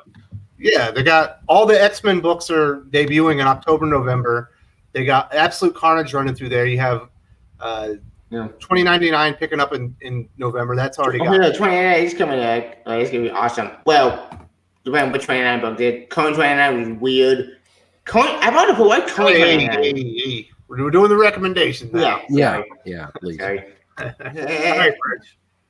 No, that's it. I think, like I said, it's a couple books there. I think you go there. I usually like to recommend some indie book, but I'm having trouble with this week looking at what's coming in on the list. I've got one for you. Middle West. All right, we're going to leave it to Pele. We'll bring it to us. Well, Ragnarok Breaking of Helheim's also coming out next week. Oh. Walt Simonson. That will be nice. Mm-hmm. That book's great. All right, Paley, what are you recommending from the book from the shop this week? Okay, House of X #4. Powers of X #4. House of X #5 coming out. I don't usually tell people to do this, but get 2 copies of House of X #5. Yeah. Get one to read, put one away. You'll be able to turn it for $25-$30. In a few weeks, a month, whatever. It's really been ordered hard, but I don't think it's enough to really meet demand. I'm kind of wondering if the copies that I've ordered are going to be enough for the first week. But I can't order anymore, so I'm kind of stuck with where I'm at. For the independent, that's the shop recommendation. Independent recommendation is The Midnight Sky by Scout Comics. Nice. Yeah. That's going to be a show. I read it. I was impressed. The story was good. The art is very good, very nice. I liked it quite a bit for a first issue, and I think we'll probably see a Netflix special, something like that from this in the going down in the future. And I think it's a safe bet for speculation. But I enjoyed it. That's my independent recommendation for the week. My personal recommendation is Moon Knight Annual #1. I thought it was really interesting. Midnight basically versus an old foe that you haven't seen very much, which is Kang. See Midnight, Moon Knight versus Kang the Conqueror. It was good. I enjoyed it. I'm a Moon Knight fan, so kind of take that as you will. But I thought it was a really solid read. So awesome. My indie book, I was going to look for was Pandemica, but I haven't read it, so I can't recommend it. Mango Bed is recommending Canto from IDW. I agree. I love that book. Me and my son read it together, and we very much enjoy it. And The Little Tin Men. Oh wait, we got it. Well, you should watch the review on the channel. It's excellent. Will do. Also, FF2 is recommending House of X, Powers of 10, Batman and the Outsiders, Curse of the White Knight, and Doomsday Clock. He apparently is a big fan of DC and X-Men. I agree with that. Good calls, all of them. Mm-hmm. All right. For me, I'm not seeing a lot of great books. Most of the ones I would have recommended have already been covered. So I'm going to say if you like Jonathan Hickman and maybe you've just been introduced to him and you like his bigger scope, his bigger ideas, like his bigger world building, go read Monday. What is it? The Black Monday Murders. Yes. It's got some black. It's got some of his cool symbolism and new languages and all that stuff, and it's really cool. And you'll need to read it twice. Yeah, it's complex. It's very complex, and it's one of the coolest comic books you'll ever read in your life. And It will definitely make you appreciate Jonathan Hickman, and I think you'll be more discerning when you read House of X and Powers of 10 after it, because you'll start learning kind of his beats and kind of the way he does it. Mm-hmm. Yep. Also, the Ultimate is good too. The what? The Ultimate into the Maker. Oh yeah, the Ultimates. Yeah. That, of course, was in Marvel. I know. Actually, Perch, you're here. Talk about East to West. I read the first 3 volumes and loved it. I know isn't it your favorite comic? It is. I think I don't know why, but month after month, it's a comic I go to first. I love East to West. I think it's a really amazing story he's built there. It's coming to an end, which is a shame. But I think that if you like world building, if you like kind of big concepts, big characters, and you like the idea that when Hickman comes into a book, being freed from any requirements of keeping these characters alive or needing to cross over, he has none of those restrictions in East to West. So he will let you fall in love with a character and then murder them just because it fits the story, and they don't come back. And there's some good stuff there. I think that to me is kind of Hickman at his most kind of distilled, but Black Monday Murders for sure. I think those, if you like the X-Men run, you like what you're seeing there, grab those 2 books. East to West, again, you can get trades of that. If individual issues are hard to find because they're just in low demand, or sorry, high demand, low shipping. So you can get trades actually pretty easily, and that is a great book to go with. And I know that if you have Comixology Unlimited, the first 3 volumes are free because that's where I read mine. Yeah, exactly. Ooh. Yeah. And I'm not sure about Black Monday Murders, but I don't think it's on there. All right. Edmendo is recommending Space Bandits. I agree. That's also going to be on Netflix as a future Miller World TV show. It was actually a really good series. All right. I think that just about does it. All right. You know what? I'm going to take the banner off so everyone can see us. So everyone, we're about to sign off. Doc, where can people find you if they want to talk X-Men with you? Just on Twitter, and it's at Science Jesus, or here, because we're doing that thing tomorrow with the Bar Sinister and the and the red diamond hickey things. Yeah. But yep, just on Twitter at Science Jesus. All right, YouTube sensation Tevye Smoker. Where can people find you? You can follow my YouTube Tevye Smoker. The link's in on my Facebook, my Twitter, or Google Play Dead Now. You can find it on Stardust. You can follow it on Twitch, twitch.tv/Tevye Smoker. I do some game videos, also game reviews, movie reviews, comic reviews. You work on my channel. Want to check those out? Then I have me on the Comics Aficionados podcast. I was great talking to you again. I can do my next part. Maybe when doing the top 5 finishes, we can do it at the heat discussion. Like, that's not a bad idea. We should probably do the cut discussion when that finishes in December. Mm-hmm. Oh yeah, we'll definitely be talking about Doomsday Clock and all the implications that didn't happen because of reasons. Didn't follow through with it. Yeah. All right. Next, Pele. If people want to talk to you about old comics and values, where can they find you? You can find me usually on Twitter at @just_Pele. I talk about politics some, but yeah, if you want to talk about comics, I'm ready, willing, and able, and I can give you some tips, or if you have information on grading. We're also going to be talking about some pressing going forward, as far as cleaning and pressing your comics. And Instagram, @just_Pele as well, where I show new acquisitions from the shop and some from my personal collection. So, awesome. Good All stuff. right. So, Perch, you're a jack of all trades. You're a retailer, you're a YouTuber, and you're an X-Men fanatic. Where can people find you, my friend?